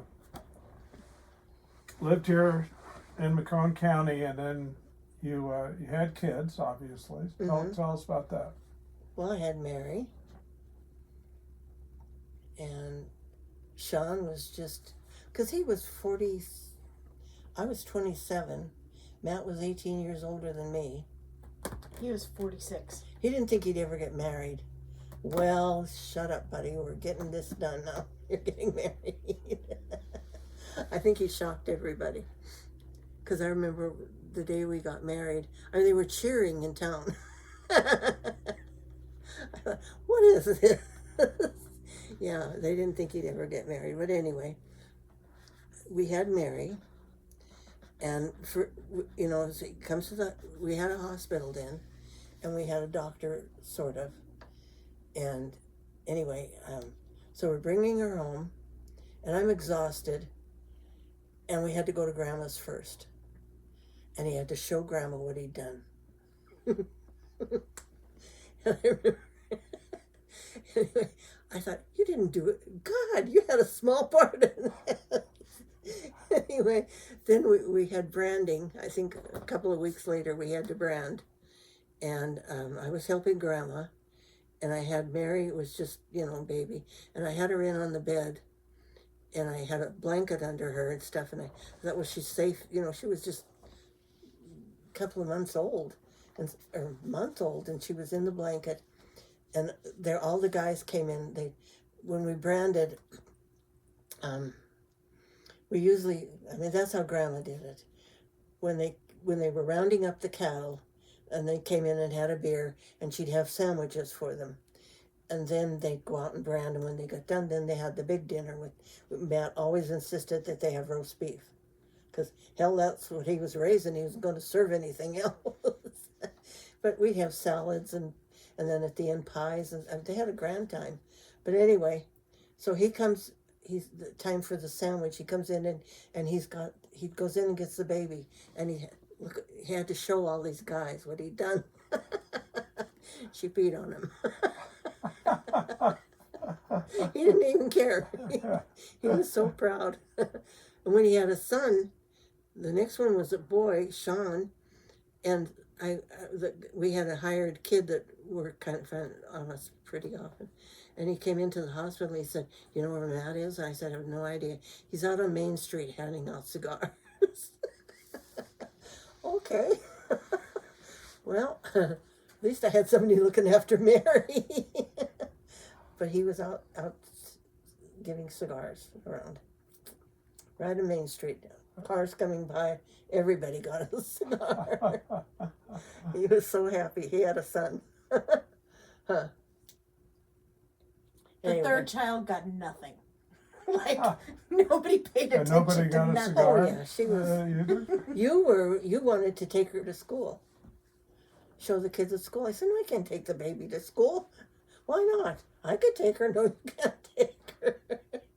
Mary wanted to take her to school. I was in kindergarten. I wasn't so rational. She wanted to take the That's baby to school understandable. to show To show and tell. show and tell. Yeah, Mary loved show and tell. Yeah. She was very good at show and tell, and she was so. I remember I brought her to school, and my sisters, of course, are nuts. They don't have any kids, so they insisted on making the outfit for Mary, and Mary's hair was all done and everything. I'm like this, going, taking Mary. Anyway, we go up to the desk, and the teacher's there. Mary looked at her, and she said, "My name is Mary Margaret James, and I'm ready for school." And the teacher said, "I'll bet you are." And Matt said he would take him to school because he didn't trust the bus. They could ride at home, but he didn't trust them, and so he'd take him in the morning. And I didn't know she was doing this anyway. The first teacher conference thing, and I see Mary, and she said she's doing wonderful in school. She's very vocal. I said, "Oh, I know that." And she said, "But please no more rocks." I said, "Rocks?" "Well, Mary, they had show and tell." Well, I told Mary she could bring something if it was interesting. So I try and help her find something. I said, "But you have to let the other kids, you know." But she'd pick up a rock, and then she'd give a whole dissertation on this rock. Pretty precocious. So the teacher said, "No more rocks." No more rocks. No more rocks. I didn't even know about the rocks. Anyway. Funny. So, can you tell us a little bit about how the politics in this county have changed? You know, Mary, I think it's very Republican now. But when I was married to Matt, we had a pretty good Democratic Party because he was chairman, and we would have meetings, and we would have a Jefferson Jackson Day dinner, and have Hofstadter came to the Jefferson Jackson Day dinner. And, you know, it was a kind of a fundraiser, and we'd have, like at the Vets Club, somebody would provide the food, and we'd pay for it, and people would come and vote, and then they, you know, I remember doing, I at least one painting I did, we had prizes, and one painting I did of some deer down in the creek or something. Anyway, that was one of the prizes, I remember that. And I remember being at this Jefferson Jackson Day dinner, and you go around and visit. Quite a few people would come to them, and I saw this kid. And I sat down. He said, "Hi, how are you?" I said, "I'm fine. How are you?" He said, "I'm from Butte." I said, "You're kidding." Yeah. He was in town and he heard about it and he came to it. I said, "Okay." And he was actually from my neighborhood. Huh. So Can you talk a little bit about the time that you helped campaign when they ran for the Constitutional Convention? yeah, Matt ran for it. And I had her in a little basket. My sister-in-law had this cute little basket thing that you could put in the car. I mean, nobody thought about car seats or anything like that. And we traveled all over, was it just McCone? No. All over the state, campaigning for Constitutional Convention. And he lost by 2 votes. Mm. Yeah. It was Pretty close. boring for me, and dragging a baby. Because I remember we stayed in, have you ever stayed in some of the old hotels in these old towns? As little as possible, but Yeah. yes. Yeah. Well, I remember one time we were going to Butte. We didn't have kids yet. And I insisted, it was the Thanksgiving. I said, "I'm going." He came home, "I'm too tired." Now I said, "You got a hired man. I'm going. I got your clothes packed. If you want to come, if you don't, fine, I'm going." And I had my own car, so that was okay. Yeah. And he thought there were 2 sets of keys, and he was holding the keys. He didn't know I had another in my pocket. All right. So we went to Butte. What was I going to tell you about that? I don't know. I think something about the baby in the old crappy hotel. Oh, but the first one, that trip, we'd stayed in, was some little town, and they had motels, but no, he picked this. They said he went into the bar and he got 2 cans of pop and some candy bars, and he held it in a bag, like he had booze or something. And they said, "Well, there's a little hotel down there." Okay, so we went to the first store, and she said, "No, this isn't the right hotel. It's across the street." Oh. Oh, God. The guy said, "Yeah." He said, "You married?" "No, we're just fooling around." What the hell? You got a baby. Yeah, we didn't have the baby yet. Oh. So we had the candy bars Oh. and the can of pop. Anyway, so he goes in, he opens the door. "Yeah, I got a room. No bathroom, though, it's down the hall." Oh, God help us. Anyway, he goes in and he brushes off the sheets. And I'm thinking, "Lord, oh, googie. And a light bulb comes down from the ceiling. I was a wreck. I had to go to the bathroom, and I said, "Matt, you're coming with me. I'm not walking down that hallway." It was just awful. It was just awful. But we did get home, and we laughed. We got to my mom's. That was fine. But we did stop at a motel when Mary was a baby. A couple of motels, because we were campaigning all over. And I was going to change it. So I'll do all that. So she takes her little diaper, she washes it out. I thought, you don't get very many customers, do you? Yeah, Mary had a little yellow duck, rubber duck. Favorite toy she ever had. We lost the yellow duck. Oh, no. Do you think we could find another yellow duck? We found a pink one. Nope, wasn't her duck. She lost her yellow duck. Remember that? No, not even. You lost your Saw yellow the duck. scars. Yep. Anyway, because I know we stopped at a restaurant, and I had her and something on a little seat. I don't know what I carried her in anyway. The woman said to Matt, oh, she looked at Mary and she said, "Are you out with your grandma and grandpa?" And I said, "Hell no, we're the parents." He was really pissed off at that. Yeah, no, we were the parents. This poor little thing Yeah. that's left with us.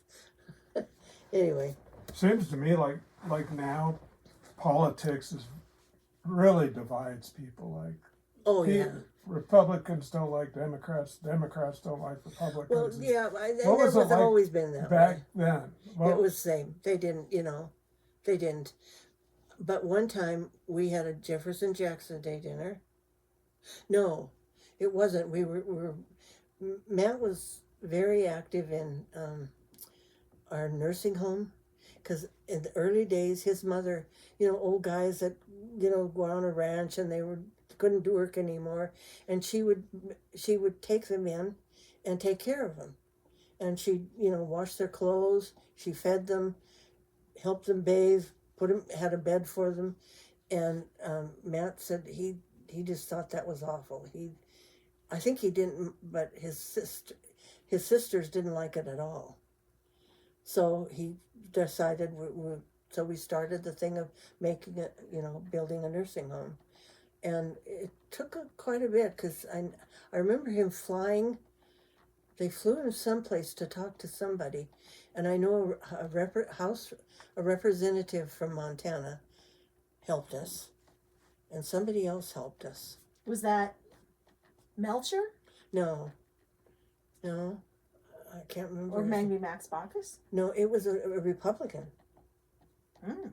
Yeah, because he came to town then, when the nursing home was being built, and to visit with Matt and talk to him about what you could get funds from the government for this. This was the first. I forget what they called this hospital. It's the first in Montana that's ever been built. No, it was first in the nation. Is It's it? the first MAF bed. So, how our hospital has like the nursing home, but there are like a couple of hospital beds in the nursing home. mm-hmm. That's the first time anybody's ever done that. Oh, We didn't know that, but Fred told us that. Fred Kelly. Yeah, well, I kind of knew that, because I knew what Matt. Because I remember he had to fly to Washington D.C. and Matt he wore bib overalls. I found him a shirt, but I didn't have any pants, so I went into town there was a little clothing store, and she was an absolute pip. I can't remember her name, thankfully. But anyway, she said, well, I said, I need I want to look at some men's trousers. Why? I said, well, for Matt. Why does he need trousers for? Because he's going on a trip. What's he going for? So I found him a pair of trousers. I said, I'll take these. I said, I'm not arguing with him what he's doing. But he wasn't going on the plane with his bib overalls. So anyway, he went off on the plane, and he got the money to build a nursing home. so he tell me a little more about that. He was responsible for getting. Yeah. Yeah. Tell us that story. Well, I told you his mother would take care of these old guys, and he thought it was a pretty burden on his mother, and he'd heard about nursing homes, so he decided, well, why can't we build one here? But that was the kind of guy he was. I think what you didn't know is that his mother was widowed in like the early 50s. Her husband was considerably older than her, so he passed away when he was like 80 something He was in his 70s when he passed away. in 1955 or something. So she was widowed for a very long time, and then remarried in like the late 70s. Yeah. So I think in that period, that was when she was caring for these guys. I'm assuming to make extra money, because she didn't have. Yeah, everybody said she was making a fortune. I thought, no, she's not making a Well, fortune. no, but I know. it made something and it helped people. So she would take elderly people into her home. Yep. And take care of them. Because she was there by herself. Because there was no other way for them to They had no other place to go. So, quite a few old guys. Okay, so this was Matt's mom that Yeah. did that. And she took care of a lot of old guys. So Matt knew it was a problem. Oh, yeah, here. he knew. But So he didn't live at home, and he was working the farm. When his dad died, he was going to college. And he he was really, really smart. I mean, there wasn't much that he didn't figure out and discuss with, people. Anyway, he was going to college and his father died, and that was the only way they could keep the farm. And so he took over the farm, and then Grandma, he had a trailer because he wasn't going to live with his mom. She might know what he was doing. So he had a little bitty trailer. And then when we were getting married, he bought a little bit bigger trailer. But it was fine for me. I didn't care. Yeah. Because I know his sister said the trailer was up there in his mom's house. And Grandma once called me and she said, "What if we traded?" I said, "What are you talking about, Grandma?" She said, "Well, I could live in the trailer house and you guys could have the house." I said, "I don't think that's a good idea, Grandma." Well, apparently she mentioned it to her daughter, and her daughter called screaming at me that her mother was not going to live in some cheap damn trailer house. Got the I wrong said, "I idea. live in the cheap damn trailer house." Anyway, but I loved Grandma. She was a special person. She would just, when stuff went wrong, or it's okay, it's all right, you'll be fine. We'll get through this. She taught me how to crochet, and she was just a special lady. What was her name? Anna Anna what? Peterson. James, yeah. And then what was her name? Anna Marie Peterson. Yeah. But then she married Lewis Rector. Lewis, yeah. Lewis was a guy, I don't know if you ever heard of Ed Tao. I've heard the name. He used to own the bank here. He owned banks all over the place. Well, his son, Grandma's daughter, Ruth, married Tao, the son. Ed's oldest son. Oldest son, yeah. And her son Wesley married Tom's sister. It was a very 7 brides for 7 brothers situation. Well, Karen is a Tao too. And then their sister Irene married Ellis Jones, who also owned a bunch of banks locally. So, and Ellis was in cahoots with Ed Tao. They were all No, they didn't up. get along too good. No, but they were, Yeah. it was a whole thing. Money. They're all making money. Oh, yeah. Yeah. Because what was it? Irene's daughter came, she had a lot of troubles, and she came to stay with us one time, and she was telling me all kinds of stories. And she said, "You know what's in my dad's basement?" I had no idea. Well, Grandma had a collection of dollars, uncirculated dollars, like $5,000. And they were, Silver dollar? yeah, uncirculated. I don't know where she got them or how she got them, but she had. And anyway, I guess Ellis got a hold of them. She said, "Do you know where those dollars are?" I said, "I don't know any idea what they are." She said, they're in my dad's basement. He's got them all mounted on the wall." I don't know if Grandma ever knew that or not, but anyway, yeah. Wow. They're worth a lot of money now. Yeah. What advice would you give to younger people that are watching this video? Don't laugh too hard, and just live the best you can in your life. Just, life is it's not gonna be what you expect. Maybe it will be, but lots of times it isn't. You just get through it. Just keep going. Don't stop. If you stop, you're done. So just keep going. That's good. If you could go back and do anything differently or do it over again, would you? No, No. no.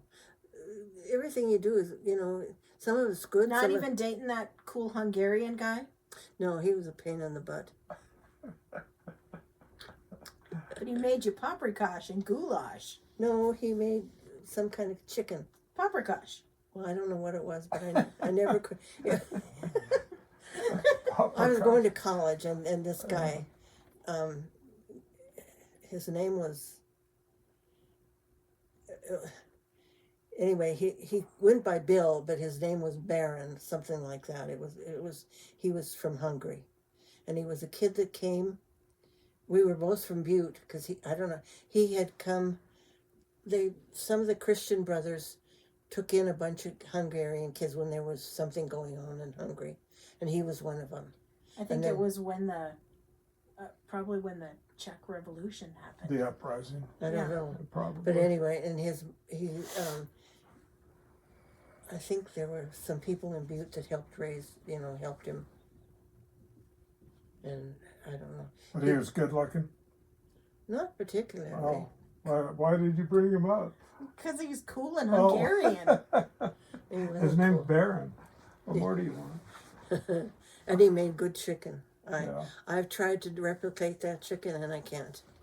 I don't know what he put in it. This is another thing. I worked at the library, I told you. And the next job I got was with the Fish and Game. And they started me out. They'd bring in, I had a big tray, metal tray, and they'd bring in jars of, if it's their stomach contents. And then I'd sit there with the tweezers and separate it out. Oh, look at this, he ate that. Then they were checking what they ate, is what it was. And then they said, I did so well at that, they decided they were going to do a study on geese. And they had some geese, but they had to be able to identify them. So they brought in big strips of yellow, real thick, heavy, not heavy, but thick, plastic, long strips, yellow. And then they gave me some letter and numbers, and each one I'd do letter and and I'd do it in with a marking pin, and then I'd go in with the wood burner, little wood burner, Mm-hmm. and I'd burn and then I'd go in with black ink and fill it with them, and then they would take those things that I did, and they'd put it on some kind of I don't know whether it was a pipe or what it was, but it was heated, and they would slip them on that, and then they'd bend them that way, and then they could open them up and they could slip it on a goose that way. So I was a gooseneck maker. My God. I don't imagine that's that common of a career. Probably not. But it was fun. I mean, it was I liked working for the Fish and Game. Where was that at? In Bozeman. In Bozeman. Yeah. Oh. And I could go home and look for a job, but they offered me that job. I said, fine, Sounds like an interesting job. It was fun. It was fun. Yeah, they were all, mostly it was men. I don't like working with a lot of women. They can be nasty. But the men don't have time for that. And I remember one of the guys, he was really nice. I liked him. He was a photographer, a wildlife photographer. And I remember one time our office was like 5 miles out of town. They had a Fish and Game building. And this gal that lived near me, she would give me a ride out there because there was no way I could, Anyway, but I remember one night we got there, somebody, the place had been robbed, the Fish and Game. Huh. And this guy that I was telling you about, the photographer, you wouldn't believe the cameras and stuff he had, and lenses, and his whole office was that. They didn't take that. They took the things that you shock fish, and then they can pick them up and. Yeah. That's what they stole. My goodness, that's weird. Yeah, and the whole office was this magnificent camera stuff. They didn't. Worth a lot of money. They took the typewriters too. So I don't know what they were. Did they ever catch them? I don't know if they ever did. Oh. I don't know if they. I just remember. Well, we didn't have any typewriters, and we needed those. Were they electric or manual? They were. I don't know. Probably Well, who knows? At that time, it was kind of Yeah, I don't transition. remember what. I don't think they were They didn't plug into anything. Well, there's Yeah. probably manual then. I liked them. They were nice little type. They were. I liked them. They were great. I wasn't a good typist because I remember the first time. This is ridiculous. In high school, I took typing. My mother said I should because I might need a job. That wasn't right. I said, all right, I'll take it. I didn't do well either. The first day they had us, we were practicing, and so it's put in your paper. Fine, I got my paper in. Now you're going to type ALL.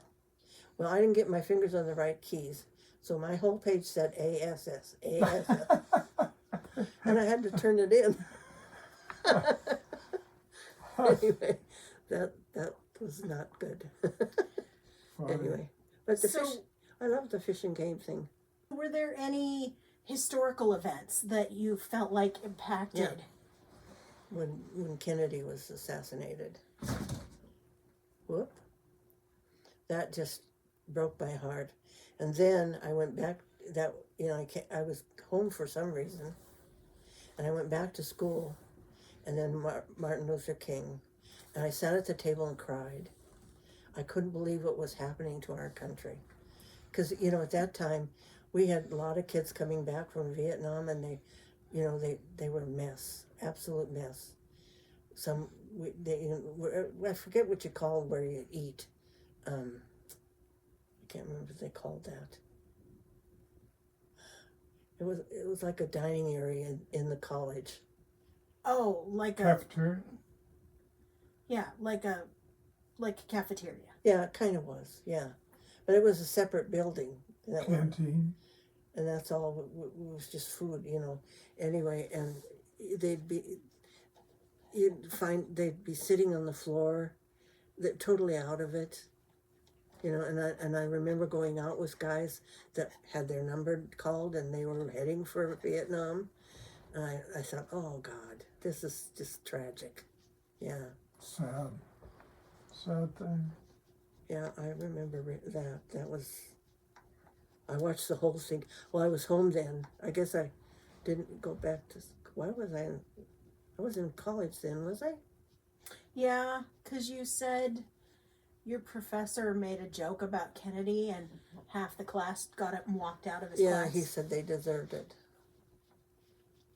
And he was, I don't remember what he taught. Wow. Wasn't much. Didn't learn anything from It'd be him. enough to get you fired. Yeah. Anyway, so yeah, I remember Kennedy, that, and Martin Luther King. That was just awful. Were you, being from Montana, it's unlikely, but were you involved in the civil rights movement at all? Yeah. Out here? Are you kidding? Yeah, well, it was kind of that I era, told though. Mary with someday we should march down Martin Main Luther Street. King and- We'd get arrested.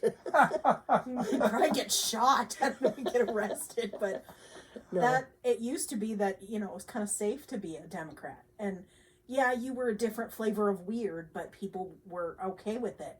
It doesn't feel like that anymore, does it? I don't know, because I don't have any, Well, where you do I don't leave go? the house. and you have a gun, so. Oh, God. Oh, don't. My God.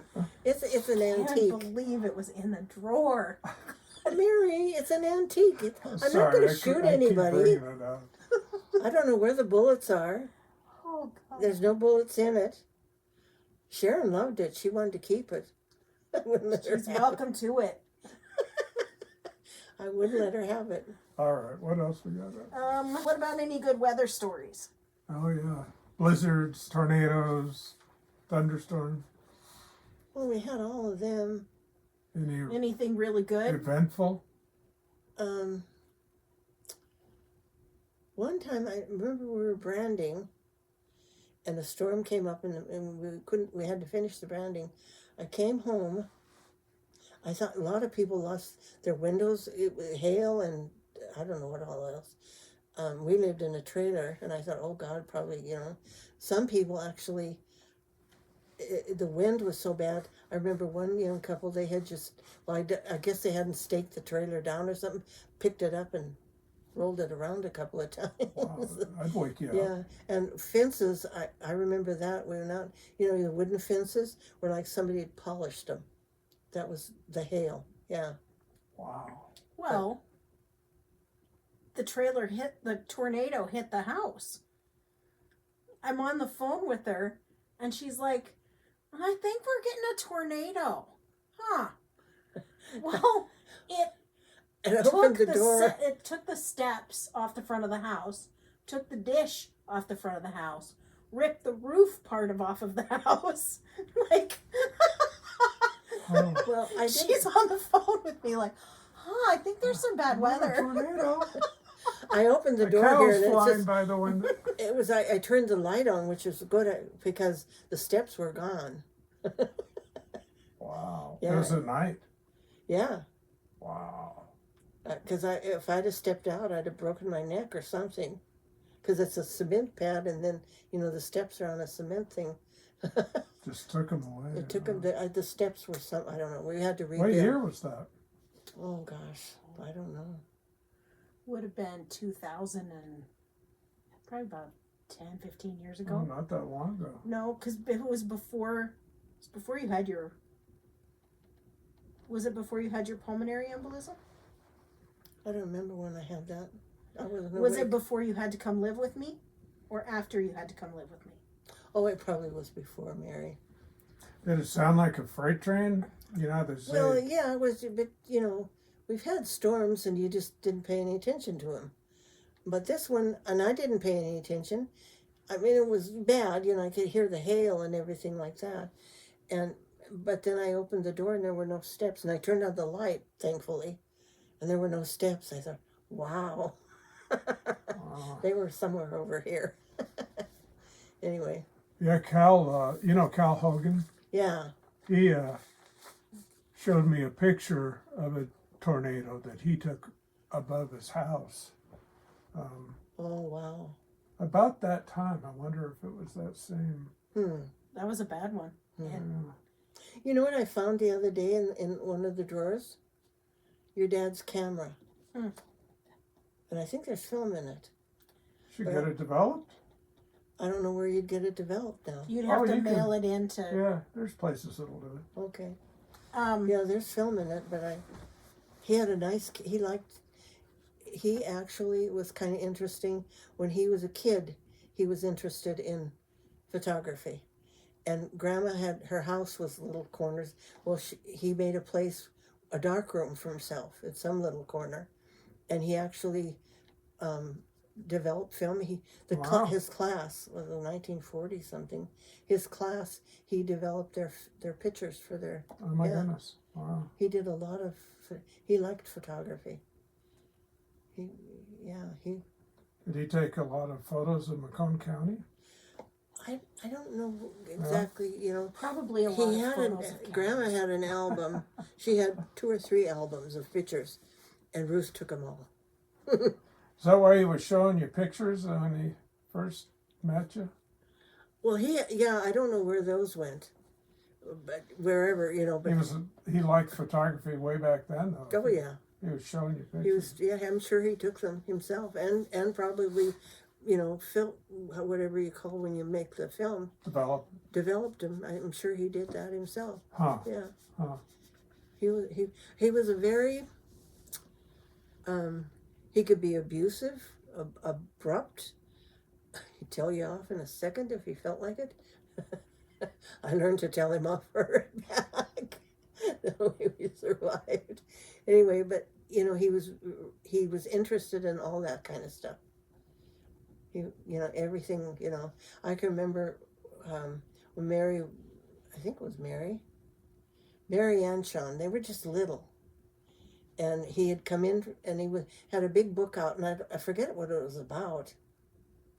It wasn't anything a kid read. And he's reading and 2 little ones are down there listening and what. I said, man, that kid and stuff. Sure they can, they're my kids. Okay. I guess they understood that. He was very, very smart. Very, very smart, intelligent. you know. I don't know what he would have done if he had been able to go to college. He did go to college for a couple of years. He went to the college in Glendive. He would after work, he'd go out and... Well, I think because he put all his siblings through school first. So all his siblings have either PhDs or master's degrees. And he financed that through working around. Oh yeah, he worked on the ranch, kept things going, kept Grandma able to stay where she was. Because Grandma, some guy, when Grandma's husband died, and they were going over the property and that, and it was a lot more than, it was about 5,000 acres or something, and this lawyer from Jordan came out to help him with it, and I think he was from New York, and he actually wanted Grandma to come. I mean, he just was fascinated. He fell in love with Grandma. So she took the trip to New York, but she didn't stay. I said, "You went to Europe?" Yeah, she said it was fun. Way to go, Grandma. Yeah. So Mary's told me a story about a cursed nightgown. The cursed christening gown. What? The cursed christening gown. I don't know what you're talking about.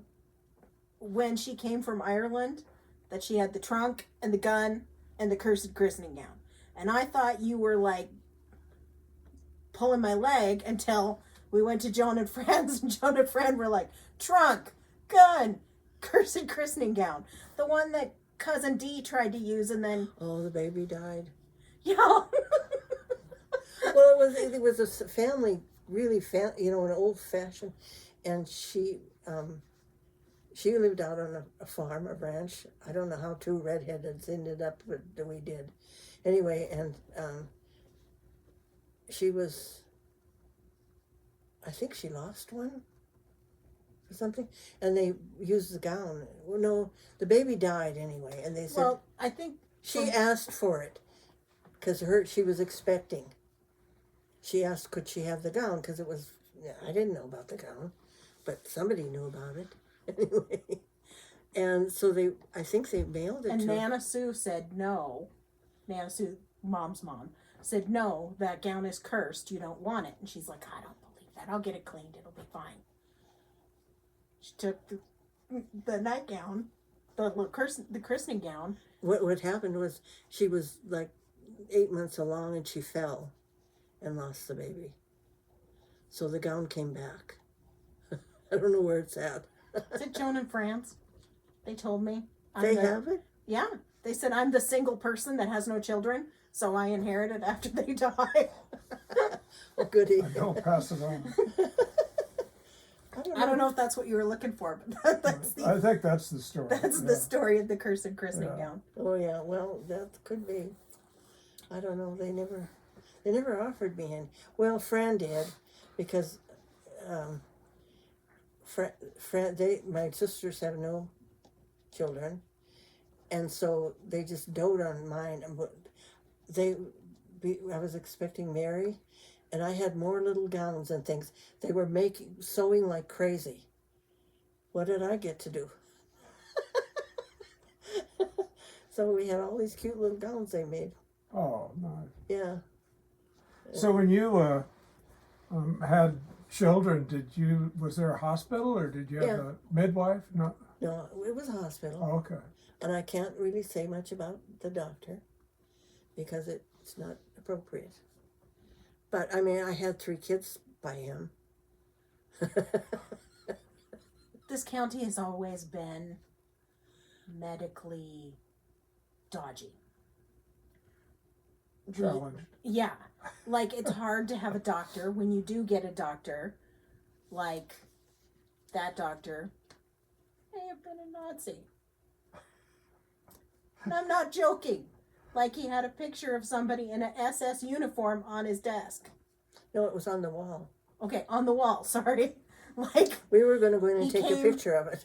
Dr. Hofstadter? He came as a young man from Germany in like 1948, 49, 50. Oh my gosh. And he was already a trained doctor. Sort of. Sort of. But he I heard progressed. he liked to use ether a lot. He didn't use anything else. He did. I had Joanna C-section with ether. And they couldn't believe it. Joan said, ether? Nobody used it. I said, well, that's what they put, what did they hit? They covered my head with a diaper. Their heads were all covered with diapers. I go into the, in the surgery, and Hofstadter said, well, we wait for the, I said, no. And he said, get her in there now. Well, he had a doctor come and help him. It was Hemingway's son? Yeah. Ernest Hemingway. Oh. Was in, yeah. He used to live in Jordan. Yeah. He was like a terrible alcoholic. And so he ended up practicing in No Jordan and surprise. McCone County. Well, he helped Hofstadter, yeah. Really? I didn't know that. Yeah. Huh. Anyway, that's how they did the surgery. And they gave me ether. And they told me, they put something on my face, my nose, and said, breathe in. Okay, and now count to 10. I don't think I got to 10. And I was out. And this was Ernest Hemingway's son that did that? Well, he was there because he couldn't do surgery of that kind without another doctor present. He very shortly thereafter lost his ability to do surgery at all because he wouldn't do modern anesthesia. And he lost the part of his license that allowed him to set bones, because every person's bone that he set had to go to Billings and have their bone rebroken because he couldn't set the bone straight. It was I had three kids up there, and and he told me, well, you were pretty easy. And he said, you get here frustrated. You wait. You don't wait. You go. Okay? All right? With Sean, I don't know. Joanna was C-section, so that was fine. But Sean had a big head, and he had to use grips, like you'd pull it. Forceps. Yeah, like you'd pull a cow out. It was, I said, you're pulling on my legs. And he said, I'm not touching your goddamn legs. I can still hear his voice. He was pretty awful. But, My goodness. we didn't have anything else, Can you tell him a little bit about your Uncle Emmett? Why? One of Mom's brothers, the youngest one. He was very Irish looking. Irish people don't have red hair. That come from the Vikings. Irish people have black hair. And Emmett he had the black hair. A really nice man. And he was, I think he was working at the mines, but it was World War II? Anyway, and he got called up, and so he was living with my grandmother, and he went around the neighborhood and told all the neighbors, because he was friendly, and he said, this is probably the last time I'll see you. I don't know if I'll get back. So he went off, and he was in training, and they had them, they had to go through a field under something to get, like under brush or something, and they had live ammunition above them, shooting them. And he got hit in the head. Yeah. So the black hair, when they wouldn't let my grandmother see him because his hair had turned white. I don't know whether that was fear or what, I don't know. Wow. Yeah, but that was pretty hard for Grandma. She had a hard time with that. But anyway. Well, is there any other stories or anything else you'd like to share? You're talking to an Irishman. Don't do that. My life is a story. I told Mary I haven't done anything interesting. She said, your whole life is interesting. Yeah, it's fascinating. I really have enjoyed hearing your story. Oh yeah. Have you traveled any more than you've already talked about? No. Didn't you say you went once to Tennessee to visit? I didn't. Joan and Fran did, but I didn't. No, when your mom and dad went to visit his family. Oh, when we were babies, Yeah. but I don't remember that. We went to visit my dad's. His mother was still living, and he hadn't seen his mother in years. He left when he was like 14. And anyway, going to see, and Mom, all his relatives came out to visit him. They were just thrilled to see him. They didn't think he was still alive. They were thrilled with his family, and Mom was just horrified. She had us. and then they took him all around visiting places and visiting, but Mom was left alone with these people she didn't know. So Mom decided she's going to walk There were home. snakes. She hugs those kids, and then along the road there were some berries, and she must have been hungry or thirsty or something. She bit some of the berries, and they were poisonous. Sick. She got really sick. They had to go back. Anyway, yeah. But his family is really interesting. Dad's family? Yeah. When we went looking, he shares a grandfather with George Washington. Oh my goodness! Wow. But his side of the family was not on the right side of the Civil War. Oh. And so all of the family wealth was wiped out. Oh.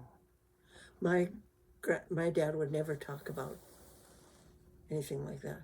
That was Civil War. No, he just didn't mention Yeah. that. Huh. Well, I think he had uncles that were on different sides. Well, whole sides of the family are on different sides. Yeah, there must have been a terrible time in our country when brother against brother. Plus, he knew the James boys, right? Yeah, he did. When he was in Idaho, they had a hiding place or something, and he used to play baseball with them. No, that was the Dalton gang. The Dalton The gang. hole in the wall? The James gang? Well, no, he knew the James boys because I think they were close by where he grew up in Missouri. Oh, okay. And he knew them. But when he left and like rode the rails and ended up in Idaho, he played baseball with the Dalton gang. Oh my gosh. You draw. What? You draw. Her cards are pretty well known around town. She used to do Christmas cards with drawings on them. Really? Mm-hmm. Yeah. Do we have any at the museum? I don't know. I don't think I've seen them. No, I don't think so. But I know I remember the first one I ever did was a Hereford cow and a calf down in the creek with the trees and the hills behind it. And I went to Glendive, and they have a copy place. Because I wasn't going to try and draw it again and again and again, because you can't do that. So I had to make copies of it. I think I had to go twice because Matt kept handing them out. Oh, that's good. Yeah, and I learned how to use spray glue. Oh, yeah. I'd have the paper on the floor, and then I'd spread out, and then I'd spray everything. I had glue everywhere. I know how to do that. I used to Yeah. do that all the time. Yeah, and that's how I'd make cards. Do you have a piece of artwork you could put in front of the camera here? One time. Okay, hold it up just a little bit. Not in front of your face, though, to the side here. Perfect. Thank you. Okay, I remember I did. That's beautiful. Yeah, I did it one time a turkey, because they have a fascinating feather thing, and I did it, and I think I sent it to Ruth. It was a Christmas thing or something, and we went to visit, and I went to use the bathroom, and she has guest bathrooms, and and one is by Tom's office, and I went in there, and here she had it framed, and she had it in that bathroom. Oh, my goodness. My turkey. Well, you sent one of Oh, them cool. to Jimmy Carter, didn't you? Yep. Huh. And he sent Christmas card back. Oh, how like cool. several years in a Huh. row. Yeah. I liked Carter. What medium do you use? These are just pencils. Yeah. Yeah. And I've used some acrylic stuff Yeah. recently, but you know, Cool. I'm good with pencils. I like pencils. That's great that you do that. Yeah. Well, I haven't done any in a while. I should. I'm always going to do something and then I don't get it done. Yeah. So But just make yourself do it. yeah. That's all you got. I know I sent one Christmas card, and you know, Sharon, okay, her father-in-law, and he was pretty much dying, and his life was, you know, he wouldn't do anything. He was depressed, and I sent a Christmas card to them, and he that fascinated him. I could do that, and then he wanted things that he could color, and she said it just changed his whole. Huh, I my said, well, goodness. good. I'm really real proud of That's that. wonderful. Yeah, That's a great story. yeah. Anyway, So yeah, she can draw. My sister can draw. My 7-year-old niece can draw. My aunt can draw. Stick people. Well, Nope. yeah, there's no telling which genes. yeah, but wind you up are with. good at music. Yeah. You don't but even that wanna doesn't know mean my I can music draw stories. anything. You don't want to know my music stories. when you go into you know, education, they require you to take music. I don't understand why, because when you get into the classroom, you play a record, and then the music teacher comes and teaches the music. You don't have to. Anyway, I remember having to take this music, and I thought, oh my God, and I'm no good at it. And we had to play the piano. My fingers aren't made for piano playing. They're little stubby, you know, they don't reach. And I couldn't do that. And then we had the little, what is that little thing called, Mary? Recorder. Recorder. So he had, this was a final, you know, semi-final or something. Anyway, you had to go into this room, and he had a record player, tape recorder, somebody there, and you were to play a tune, and then give your name and class your, and then play the tune, and then shut it off. So I take my recorder. I practiced for weeks with the 3 Blind Mice. The only tune I knew. You're not playing 3 Blind Mice. I get in there, turned it on, and I picked up the recorder. My fingers were on the wrong holes. I made a terrible mess. It didn't even. I thought, oh shit. Couldn't even play 3 Blind Mice. And I had already told him my name and everything. Oh boy.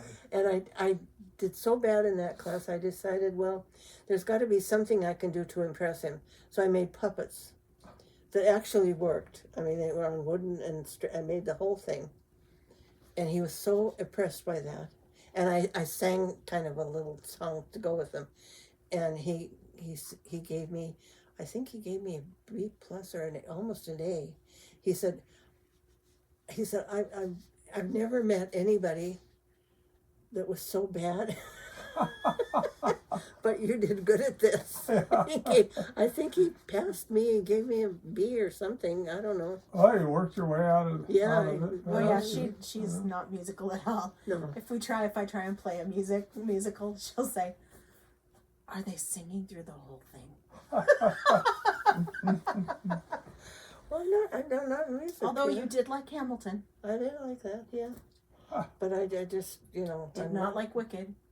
No, I didn't like it. It's like going to the 3-hour opera. It's like, I love opera. No, I didn't like Wicked, but anyway. I'm not good at music.